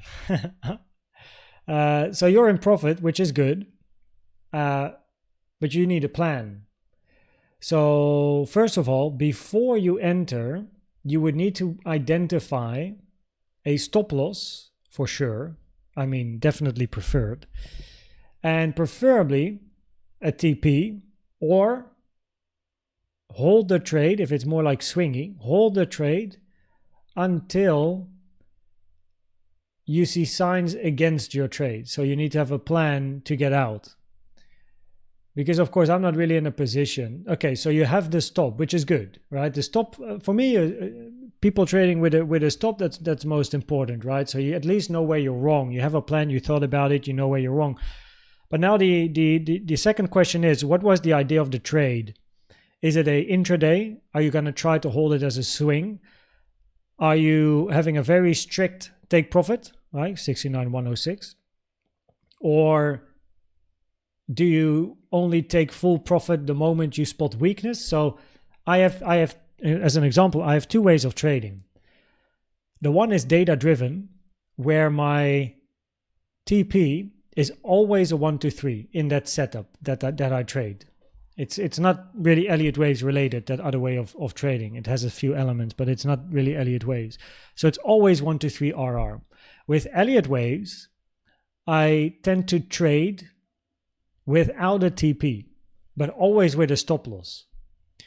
So I don't have a TP because with Elliott Waves, I know I'm able to identify probabilities in a range that's going to form. So I prefer to wait for a range to form, and then based on probabilities, I either exit or I TP or I do something. So I never really have a TP trading Elliott Waves, but I always have a TP when I trade the other strat. So that is just the way I trade, and then based on new info, I might take a TP, yes or no. So it depends on the plan. If your TP is 69,106, fib expansion, right? And your plan is intraday, you're looking for a long intraday profits. I mean, if this is the plan you had beforehand, it's a perfect TP, no? Stick to the plan. If you have a plan, stick to the plan.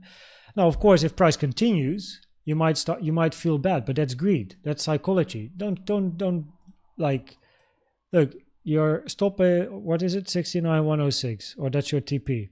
Now imagine price here is hitting your TP. Bam, you made profit during the day, right? Check, happy days. You can go to bed nicely as well. Got profit in your bag.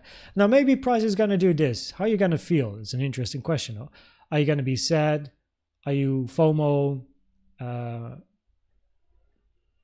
You know what I mean? All of the feelings you get is psychology. It's greed talking to you. Fuck, I should have held. No, you had a plan. In your plan, you had a TP. You stuck to the plan. There's a reason probably that your TP is 69,106. You stick to the plan. You followed the plan. You made profit for the day. And that is what a trader does. Consistently profitable. Not having that influence of emotions. Yeah, if price continues, you're going to miss out. Oh, I could have made double, triple, quadruple. Fuck. But at the same time, that's greed talking to you. Now, what if price is not reaching your TP and we get close and price turns around to your stop loss break even? What are the feelings going to be? I should have exited. I knew that was going to happen. Tata. Now, at this moment in time, it's confidence talking to you. It's next time I should know. We don't know what price is going to do. Sometimes it will turn around straight before TP. It happens, right? And then it goes back, stop loss break even. Damn, I was 2.5% in profit. Now I'm at zero. It can happen, no? Happens.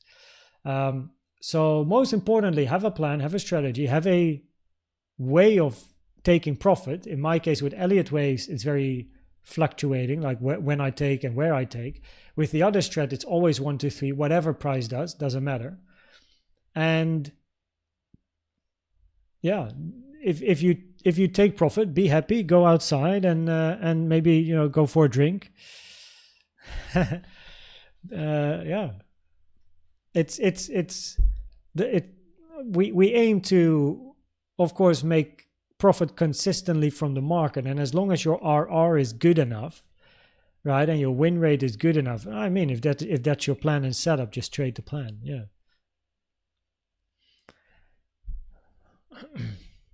Bad when price goes up, more bad. So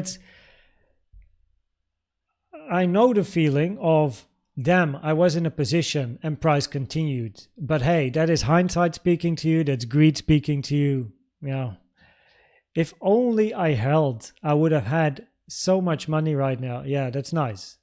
But that's in hindsight easy to say. What if it hit your TP and it immediately rejects and goes down? and you had the TP in the books, because this is what absolutely kills you. Like, you had the TP here, price hits the TP and goes immediately down. Perfect, traded to perfection. But what if you had your TP set here, you see a candle with a high amount of volume, you're like, oh shit, it's going to continue. You remove your TP from the chart and you're going to put it here. Oh, a little bit more extra profit. That's greed, right? Greed talking to you. You're not sticking to your plan now, unless new information is part of your plan. And what if it hit your old TP and then rejects? Now you're going to kick yourself. You're going to be like, oh, fuck, I should have just stuck to my plan, bada, bada, bada, bada, and then you get this. So psychology, once you have a plan, psychology is the one that kills your trading. A plan can be very easy. You can trade trend lines. A plan can be very difficult, right? A DOM, order flow, I don't know, abracadabra stuff.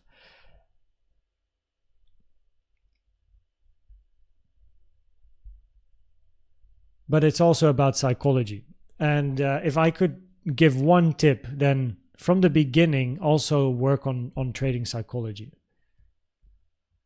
Because what Andy says, the psychology is what's gonna be a problem. Alan Kasari, hi Kay, on the daily, can a running flat start from the low of March 5? Of course, a running flat is rare, never preferred unless all the other stuff fails. March 5. A running flat starting here, no. The daily can wait on the daily. Let me go to the daily. A running flat start from the low on March 5, which would be here. That's a bit awkward. So we have a combo of running flat and zigzag.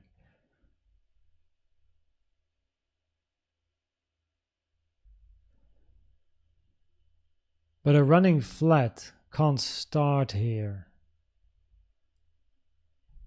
from the low. Are you talking about a running flat like this? A, B, C? In that case, no, that's not a... B is too high. What's up, FYR? No, so this can't be a running flat. It's too high. Also, you need to think about context. So you could have a running flat here, A, B, C, right? But then you wanted to have a bigger zigzag down, of course. Oh, March 5. Oh yeah, wait, I'm in May. Wait, March 5? 1 second. Oh, oops. March 5. Oh yeah. Yeah, I know. This is your running flat. So first of all, of course, a running flat is rare, right? Very rare, never preferred unless all of the other stuff fails. And this would be a running flat with wave A being one candle, while your wave B and C are 8, 9, 10 times the length in time of A, which is also incredibly rare.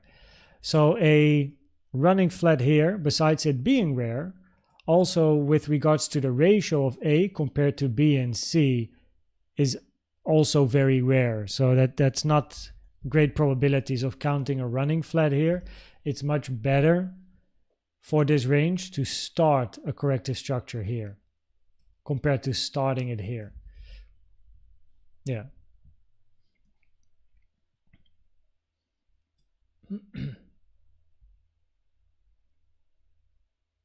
Ali.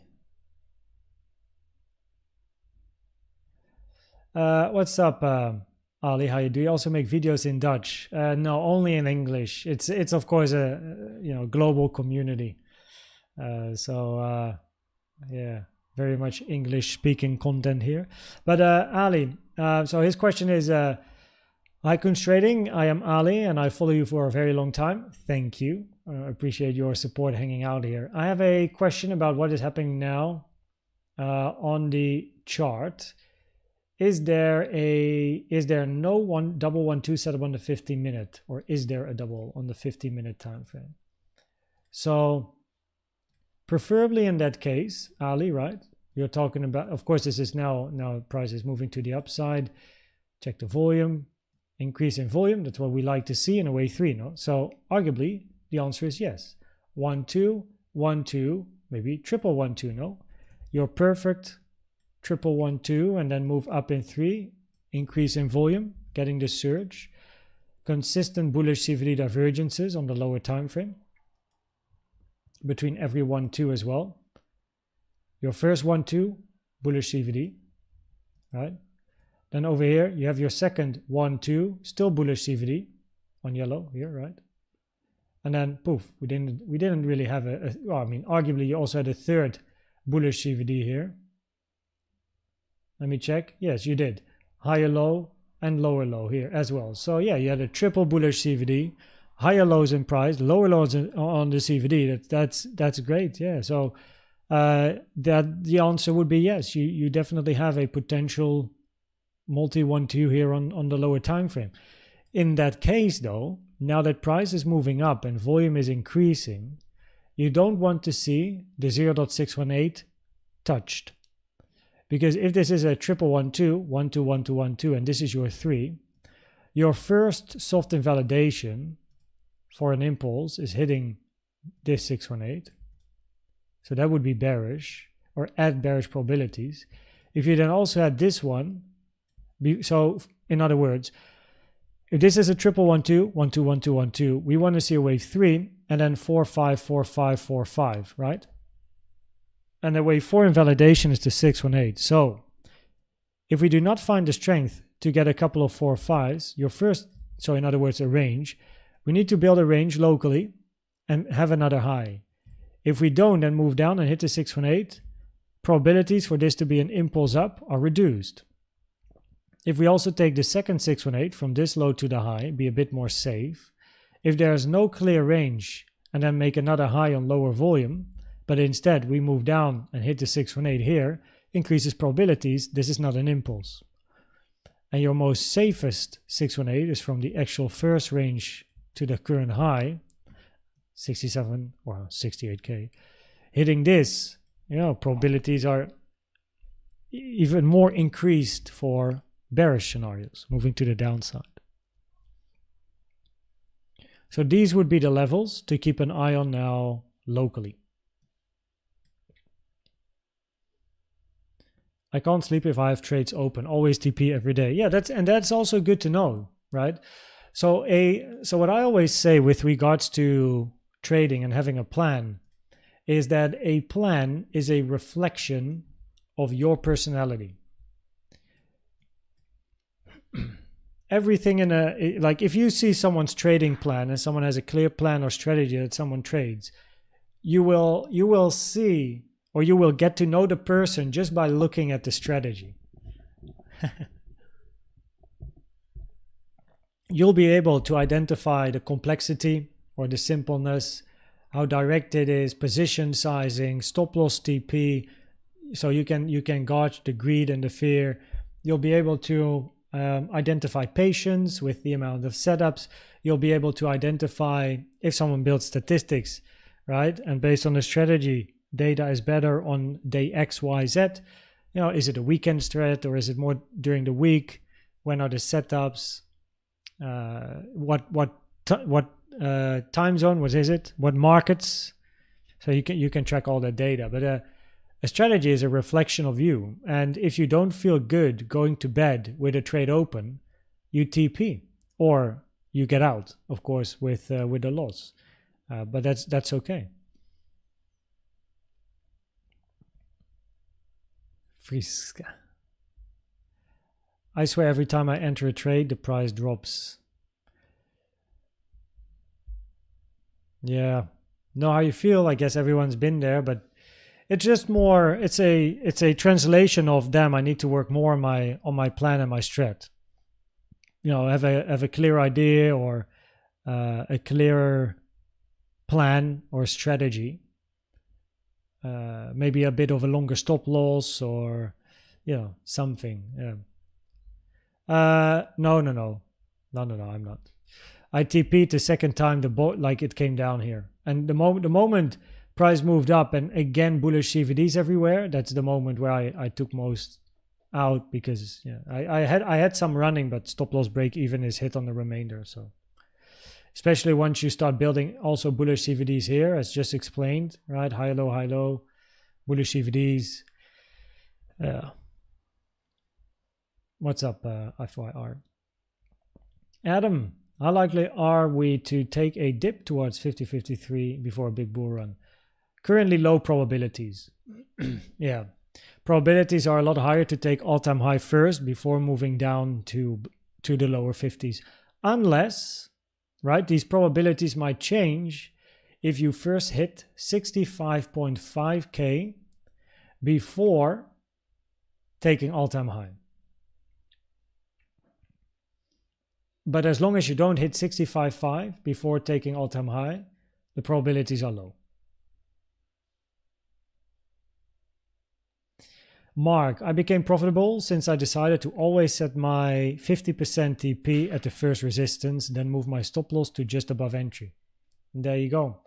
You found a plan, or at least a way of trading that works for you, right?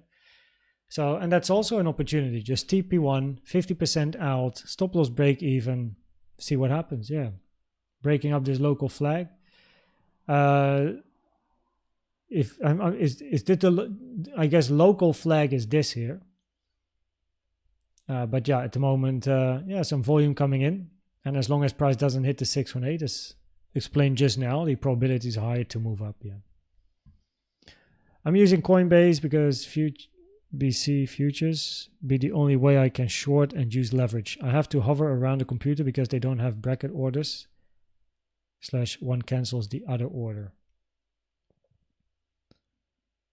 One cancels the other order. I see. So, but don't they have standard futures? So instead of orders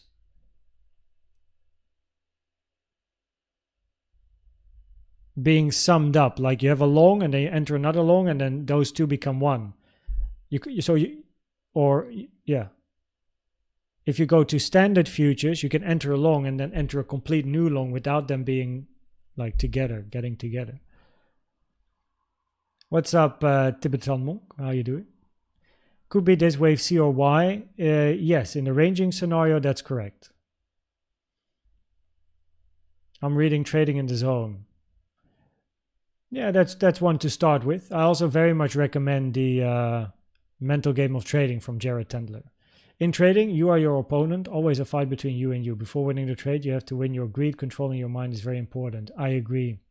It is the single most difficult thing for as a trader, I think. Mindset. It is like you can have all the analysis and all the TA, but if your mindset and your psychology is not good enough, you lose.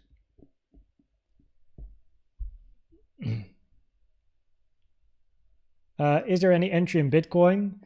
There was, to the long side preferably. But yeah, because stacking bullish CVDs, higher lows, higher highs, but this already played out now. So, but you never know, but yeah. So pretty much in the setups channel,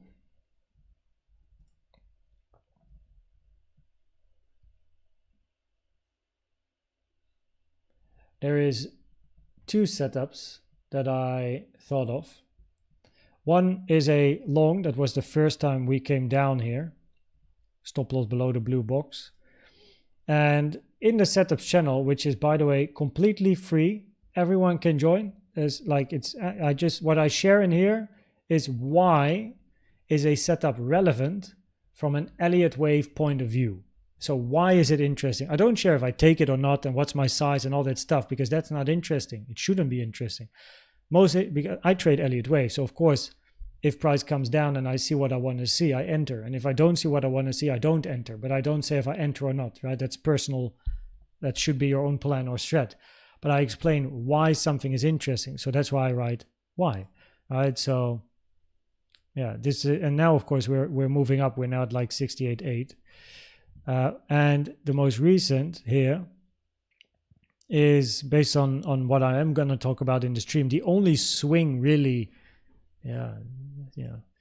So, and it's all ideas, and I explain why is a setup interesting from an Elliott Wave point of view, but before taking it, in my case, I need to see local strength, proof of support, proof of resistance, which is different for everyone. So even though I share Elliott Wave trading ideas and how to trade Elliott Waves, it's not that I necessarily take every setup, but I do explain why it's interesting. And people need their own plan to enter, if they want to enter. Link is in the description. It's the first link in the description.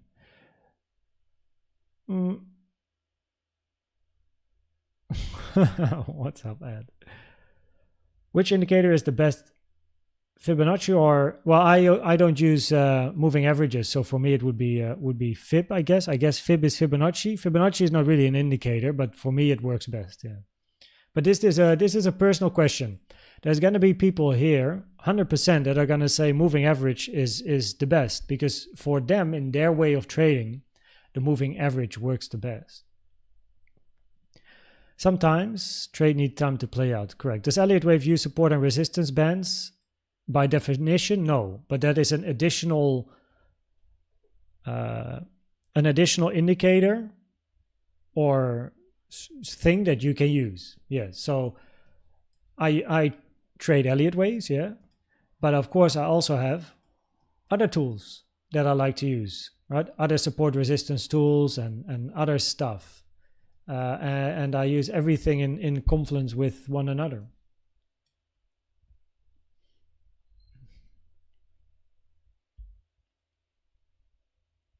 No problem, Crazy Potato. Happy to help. I mean, it's a good place to ask, and maybe other people here know how to trade best on Coinbase. Other people here can help out as well. Yeah. Under 70k expire 31st. Looks like it could explain the price action. News. It might add some fundamental confluence to it. Could be ABC from 67.1 to 68.4 to 67.2.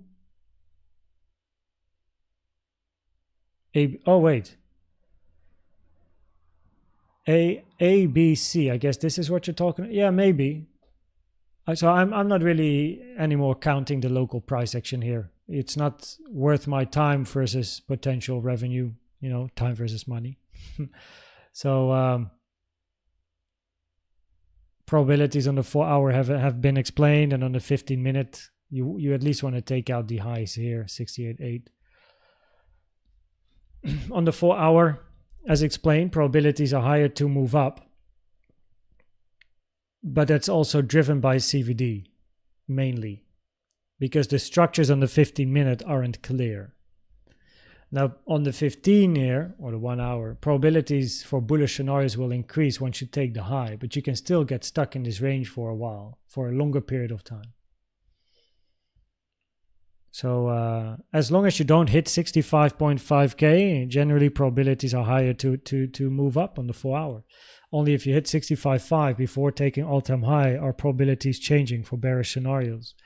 And on the 15-minute, especially earlier today here, like this is just messy price action.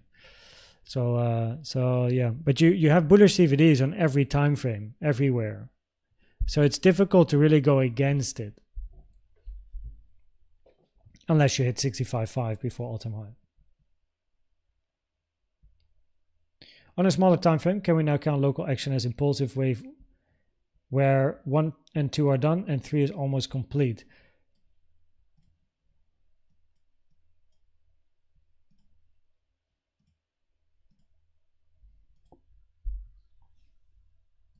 So of course, preferably, if this is a wave 3, you want to see some more continuation, no?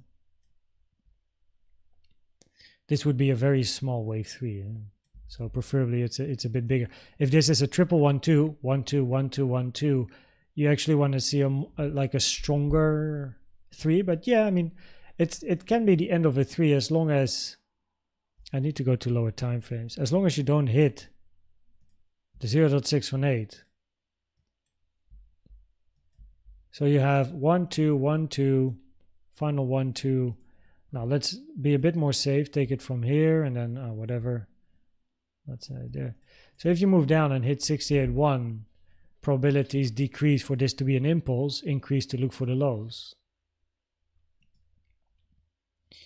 So you want continuation, because if this is 1 2 1 2 1 2, what you're going to be looking for is 3 4 3 4, or sorry, no, 3 4 3 4, 1 2 1 2 1 2 3 4 5 4 5 4 5. So you're looking for at least a couple of new highs after wave 4s, and a wave 4 most commonly is longer than a wave 2. So in other words, your 4 or 5 ranging structure has a higher probability of being longer in time than your 1-1-2 structure.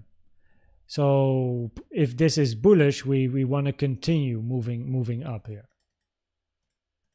and not hit the 618.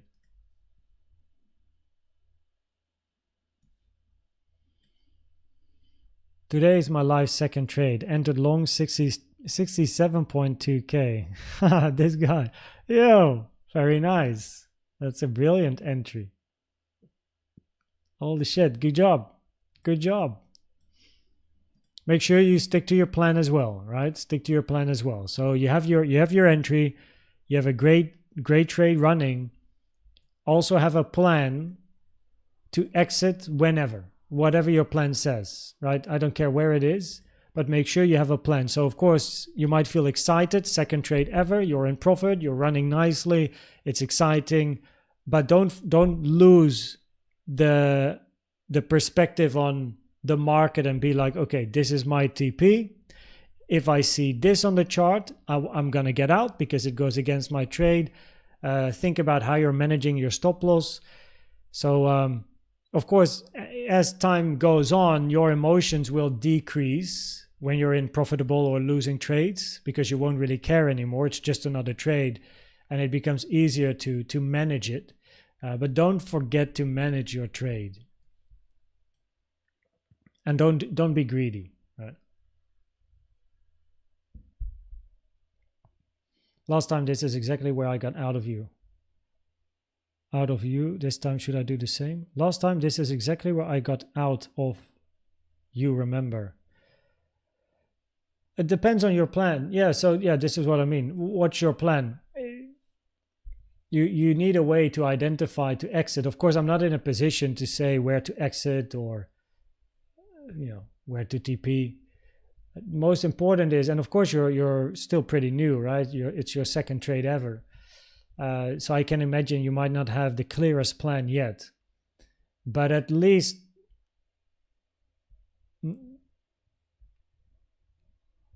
have a take profit and so look, no financial advice, but put your stop loss break even would be at least recommended as a bare minimum.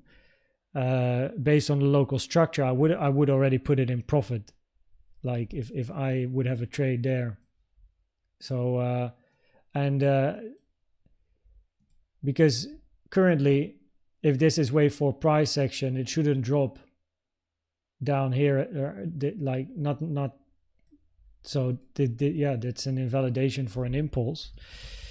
I can't give advice, but that's how I would manage it. Of course, you're just a bit newer in the market, but you need a plan. So I can't really tell you, of course, where to enter or exit.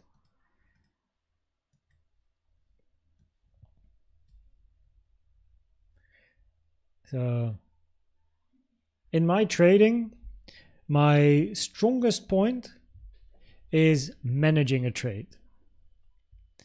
My weakest point is exiting a trade 100%. I'm not always as good in just taking 100% profit. I tend to have always a bit running instead of just closing it, damn, bum, boom, done, yeah.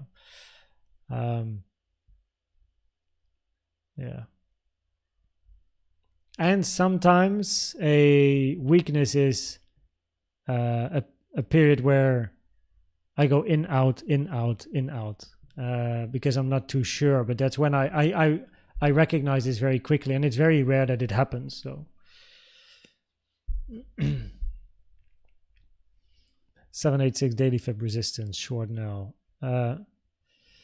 Add, please everyone follow your own plan. Don't follow anyone else's plan. Right? Have your own plan. In my opinion, at the moment here, locally, there's no weakness. As long as price is not at least changing local market structure or hitting the 618. Double bottom target is 69,200. What's the probability? Will it reverse from there or continue? We do have some resistance above price. Yes, 69,300 to 69,700. So that is true.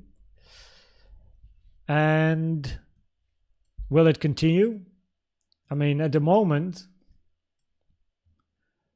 in this range, the bullish, where is it? Which one is it? Was this one? So this is definitely a scenario to keep in mind. Now that we are moving up here, preferably your low of a B would already be in.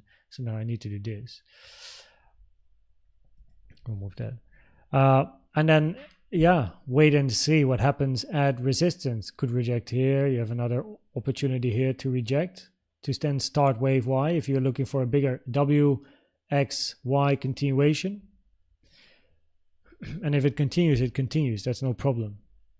But it's difficult to end a corrective structure here at the lows at the moment. So the probabilities would be higher to still continue the range, and then probably, I mean, it can still take a week, 2 weeks, who knows, but only have something going on later. What do we have here? I don't know. Tomorrow should probably be quite a volatile day. So yeah, we'll see.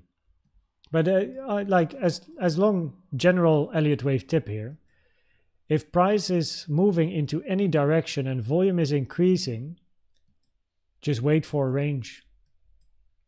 Because the range will give you all the information that you need. As long as price is moving up and volume is increasing, well, yeah, just let it go.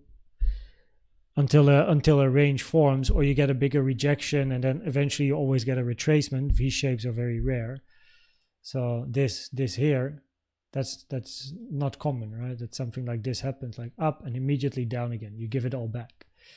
Most commonly, you wait for a range to form. Even though here we did have bearish CVDs, by the way, and we hit resistance, so it's not that it was a random spot on the chart. But yeah. Price is pumping, wait for a range to form. And even here, price pumped to the upside, but as the range was forming, especially here, big bearish CVD divergences. So even if longing here up, this would have been exit, switch short, down. Very clear. And also you already hit if this is a 3, you want to see a 4 and a 5 and an impulse. If you look for a 1, 2, 3, 4, 5, your wave 4 is not allowed to hit the 618. Guess what? We hit the 618. So arguably, the moment this happened, probabilities already switched to price moving down. In other words, interesting to start looking for shorts. Interesting to start taking profit on longs. So even if you do get the V-shape, there's always... The 618 is usually the one to keep an eye on. So at the moment, price moving up, we have volume coming in. Oh, just waiting for a range to form. And a range can form here. You know, range can form here. Well, we'll see. There's no reason to really try to time it. Level by level, the first area of resistance in that case would be 69.3, 69.7, and then we have 78 to 71.1.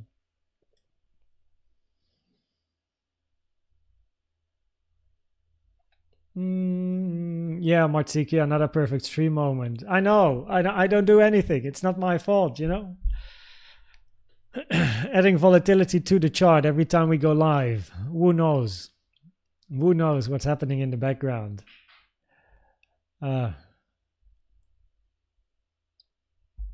Most important part, to not open a new trade immediately after TP stop loss closed.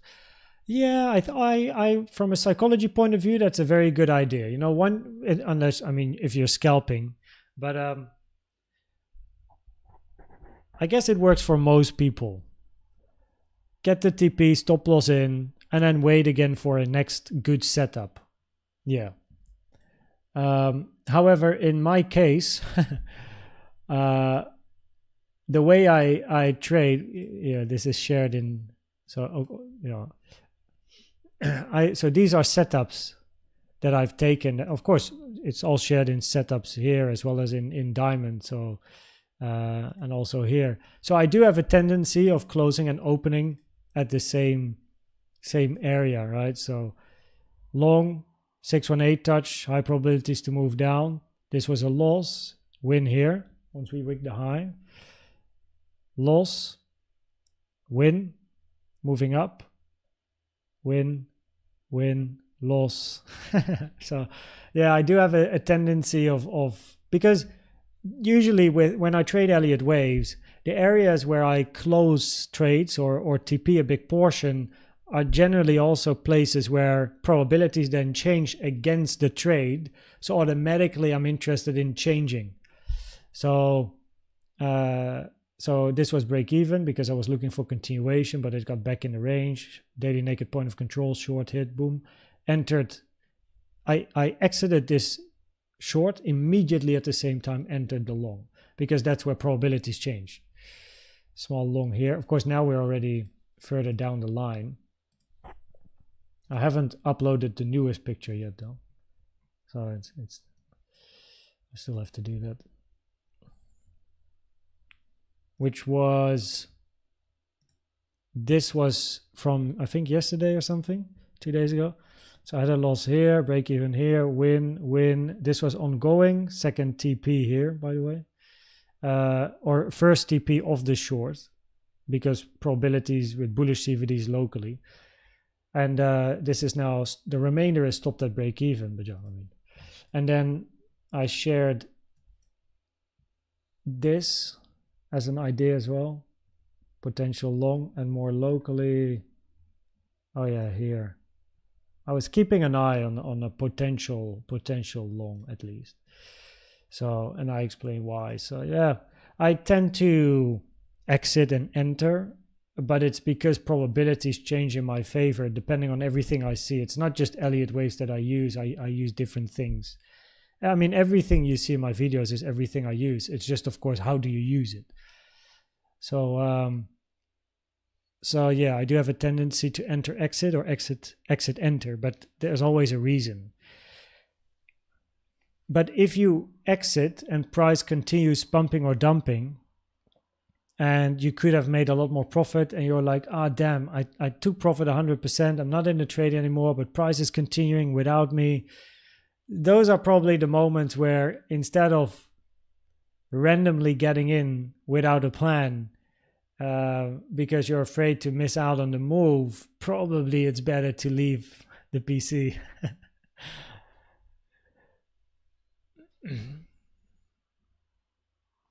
That's everyone, the hard closing.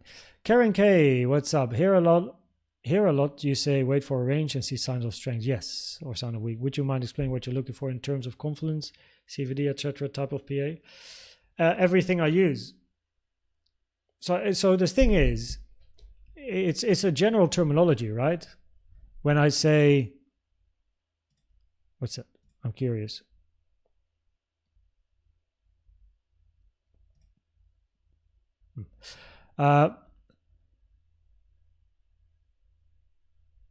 So this is a personal question, right? So I use certain tools that I like to use.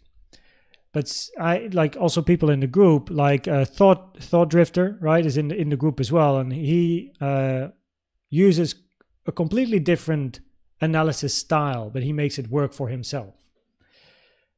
I use different tools, CVD, horizontals, my target boxes. Other people may use the Bollinger Bands or moving averages or the VWAP. If price is crossing the VWAP, I go long or short. So, of course, it's therefore difficult to say, you know, my signs of strength will be different. So I use my support resistance levels. Right? I use CVD. I use local market structure based on Elliott waves as well. I use everything that you see, but it's how you observe, how you use that, all of that information to then make a decision. But that's the thing that differs for each person. Is some people will use this compared to that, while for me that works better than this. So and of course I share in the setups channel more about why I see an opportunity from an Elliott Wave point of view. And I also sometimes share more about why I entered in certain places so that people understand what's happening. First link in the description, by the way, all that stuff. But yeah, in the end, it's all personal preference, of course, as everyone will have a different preference of what they use.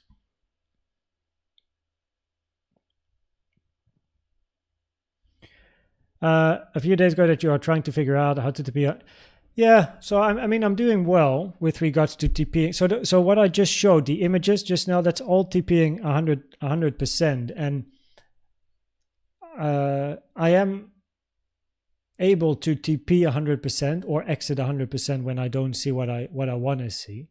So I'm definitely getting better, but I would only TP 100% at a support resistance area where,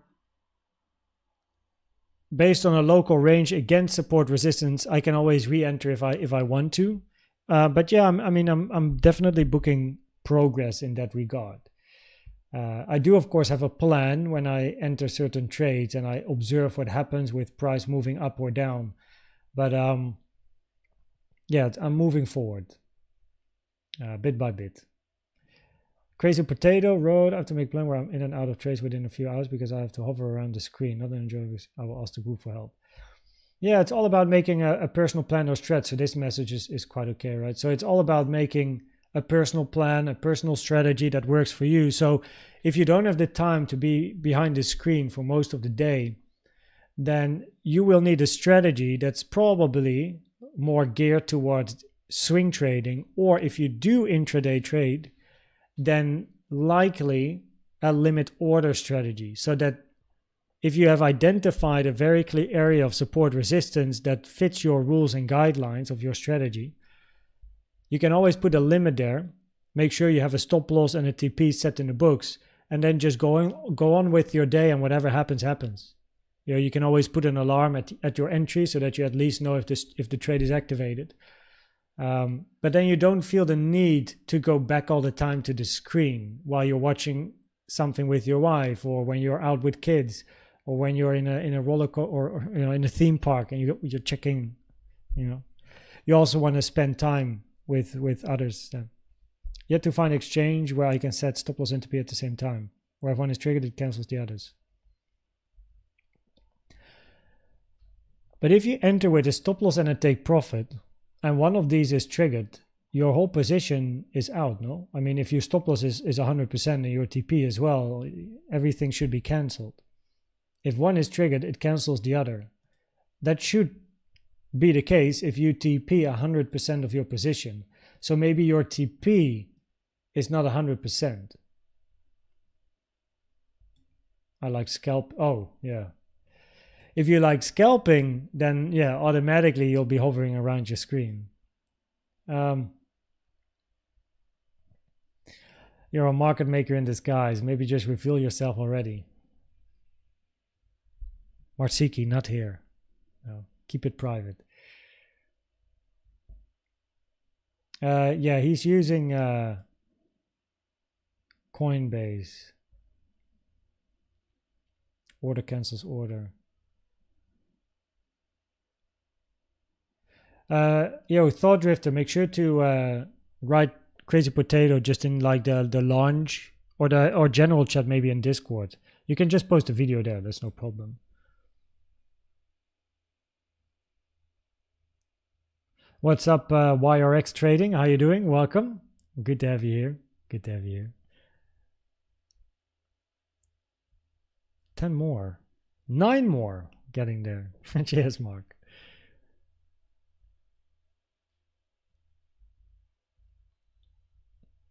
Cheers, Crazy Potato. No worries, no worries. It's great to see that people wanna help out. No, thanks, Thought Drifter, as well for helping out.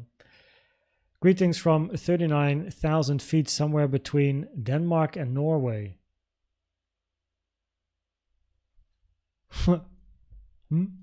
Wait. Feet to meter. How high is he? Yo, what?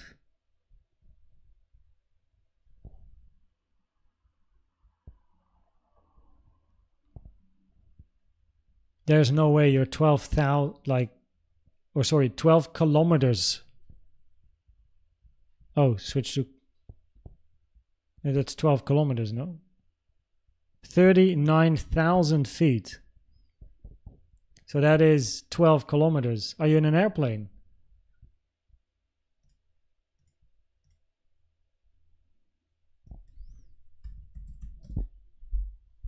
I mean, 12 kilometers. Yo, you flying? Ah, I see. Somewhere between Denmark and Norway. Where are you flying to, Lucifer and Cestus? Yeah, have a good flight. 39,000 feet. How to have better stop loss management to have a high probability to win versus stop hunts. Build data. It's the most boring answer, but it's the best. Build data. So in other words, what you'll do is, so you already have a plan or a strat because you're trading. So you should have a certain plan or a strategy, no? So what you're then going to do is, if you have identified a reason for entering, and probably there's a certain risk to reward ratio attached to it, but what you're going to do is build statistics on your stop loss. Now you can do this in different ways. You can build statistics on if my stop loss is at 0.5, and you can do this in hindsight, backtesting as well. If this setup is according to my plan, right, and my stop loss is at 0.5%, is it hit? If it's at 0.75%, is it hit? Is it at 1%? Will it be hit? 1.25%, is it hit? 1.5%, is it hit? In other words, you're going to track statistics on the percentage. And if you do that enough times, then you will quickly notice, oh damn, if my stop loss is at 0.5%, right, I might have a good risk to reward ratio, but I'm going to be tagged out a lot of the cases, whatever that number is, right? Out of 100 trades, maybe my stop loss gets hit 30 times before it continues. But if I put my stop loss at 0.75 or 1%, at 0.75, my stop loss is only hit 25 times, and at 1%, only 10 times. Okay, good to know, right? Another way of putting a stop loss somewhere could be market structure. So if you enter along here, the first low is these lows. The second low would be this, or even this one here, and then the third low. So you can also build statistics on the lows. If I enter this setup and my stop loss is below the most recent low, do I get tagged out or not? It's below the second low, do I get stopped out or not? Below the third low, do I get stopped out or not? And then you track statistics on your stop loss compared to market structure. Now you can do exactly the same with indicators as well. Bollinger Bands, like at band 1, band 2, band 3, whatever, put your stop loss and track it. VWAP and Fibonacci, you can use fibs, stop loss at the 0.5, at the 618, at the 786, 886, at the high or the low. But if you build that data, you will get a very clear idea of, hey, if my stop loss is here, it gets tagged a lot more times compared to another spot. And then it depends on risk reward ratio, because if you enter a long or a short, and in 50% of the cases your stop loss get tagged and then it moves to take profit, it might not be a bad thing if your risk reward ratio is good enough. So your profit might actually be less if your stop loss is larger and you get tagged out less times. Because your stop loss might be at 0.5, but if you trade a 1 to 10 RR, yeah, okay, if you get tagged out 50% of the cases and then it moves to TP, all the other cases you have a 10R. So, okay, 50% you're tagged out, right? Stop loss hit, it feels bad. It's a psychology thing now. Now, maybe if you put your stop at 1%, you only tagged out 25% of the cases, but your RR instead of a 1 to 10 is now 1 to 5. So you got to match up, like, is it worth changing my stop loss against the profit I want to make and my psychology? For me personally, it would work better for me to have a lower RR and a higher win rate because it's just better for my head. But it might be worse for the profit. But it's better for my head, and my head is more important than the profit because I know that I can make more profit if maybe the stop loss is smaller in an example case. But if I get stopped out a lot more times, it will be a lot more difficult on my psychology, and I'm going to start making mistakes, which is going to reflect in more losses. So it's data, collecting data, yeah. Yo, cheers, Mark. I have to go soon as well. Yeah, we're almost at 100. Already 2.5 hours live anyway. So Oslo, best in-flight entertainment. YouTube, yo. Cheers, Lucifer. Enjoy your flight. Watch some nice movies as well. I like to sometimes have close stop loss and get once more into the trade. Yeah. Be wary of greed because there's a little bit of greed in there. You know, I like to have a close stop loss. In other words, I like to have a higher position size and a higher risk reward ratio to have more profit, even though you probably know a bigger stop loss is going to be safer for your trading. And you can always re-enter if you have a small stop loss, but it's also so it's psychology, and you have to enter again and again. And of course, a stop loss should be placed at an invalidation. So if your stop loss is placed, you actually should not enter the same trade again. It should be a completely new setup because your initial setup is invalidated. We are arranging on the 15 min. Yup. We are still arranging. Unbelievable, no? And we know the highest amount of volume is in the high, right? Which is wave C-ish. So for bullish continuation in an impulse, we want to see up. We don't want to see price hitting the 618 at 68.1K. If we do, it lowers the probabilities this is an impulse, increases the probabilities for a double zigzag, which ended with an ABC on high volume in the high, which increases the probabilities to, touching this to then touch that. Interesting. So the 618 is important. And if you want to be even more safe, you take this one. Huh? Yeah, if this is a 112, then where's the 3? Where's the 3? We want to see continuation.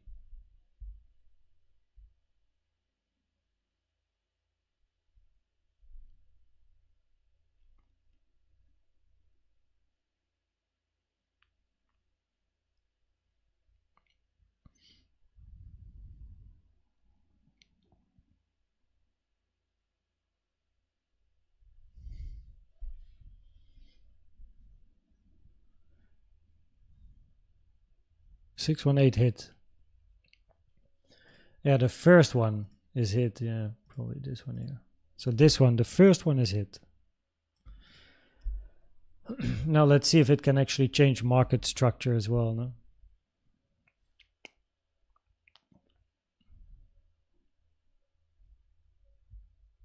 If it is a WXY down from 72K. Yeah. Yeah, there's still the 0.7, right? The 0.7 is an important one. The 0.7 would change probabilities in favor of the bulls.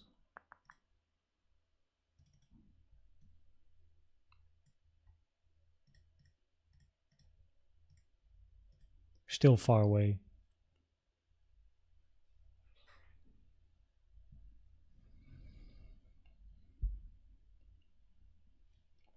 Still, what I said earlier in the live stream on the 50-minute, there's still no confirmation of like bullish stuff. Yeah, like 50 minutes, price moving up, bullish CVD, but there's no Elliott wave like in this range, Elliott Wave confirmation of real bullish price action, you at least need to take take this high as a minimum, 68.8.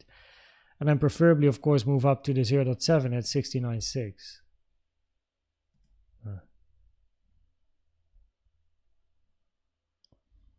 Could make a WXY for more up.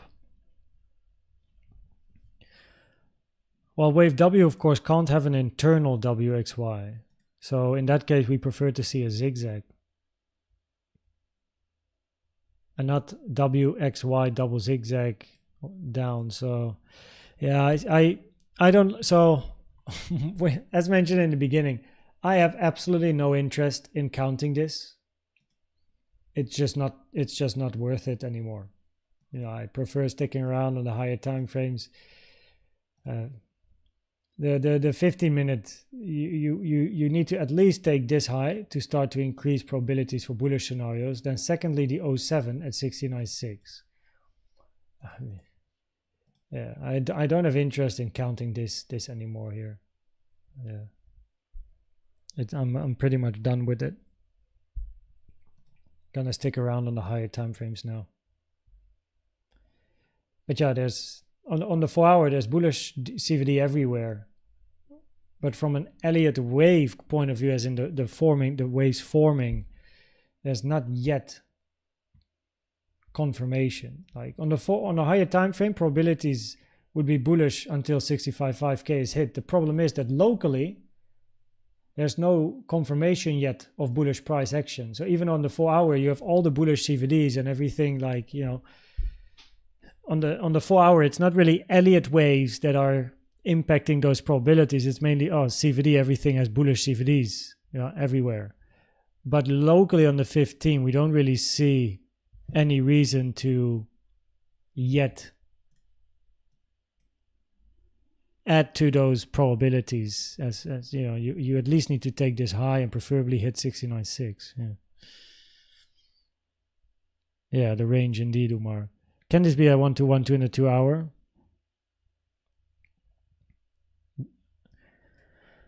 Oh, you mean 1, 2, and then, yeah, this has to be your next 1, 2. But in that case, this needs to be an impulse. So you need more upside, else this isn't an impulse. So you need 1, 2, 1, 2, 1, 2, 3, 4, 5, 4, 5, 4, 5. You need price to move up. This is not yet a finished impulsive structure. There's overlap as well here. So this is not 1, 2, 3, 4, 5. Yeah, you need continuation. A triangle, yeah, that has potential. I would still like price to move then at least to the target box here, to the resistance. Yeah. Okay. Well, everyone, it's that's gonna be it. 2.5 hours. Time for me to work on some other stuff as well. So I'd like to thank you all for being here and spending some time with me on the charts. Let's see what we're gonna get now. Interesting price action. Know what we're looking for locally, right? Those 618s are important at least. And yeah, see what we get. So thanks for watching. Pleasure, FYI Obelix, yes. Barbie, Nuzli. Thanks everyone for being here. Nodo, and I'm gonna catch you at the next one. Of course, tomorrow there's gonna be another live stream. Let me quickly check my. I do have a meeting at the end of the afternoon, so tomorrow the stream will probably begin earlier than usual because I have to end the stream probably when the news 3 p.m. like 15 minutes to 30 minutes after the news. So, but yeah, thanks everyone for being here. Tonight, another update, right? A normal video update. So let's see if price is going to give us anything interesting, and else it's going to be more of a higher time frame thing. And then tomorrow, of course, another live stream. Tomorrow morning, another update. So look at the new 911. I will. Thanks everyone. Catch you on the other side.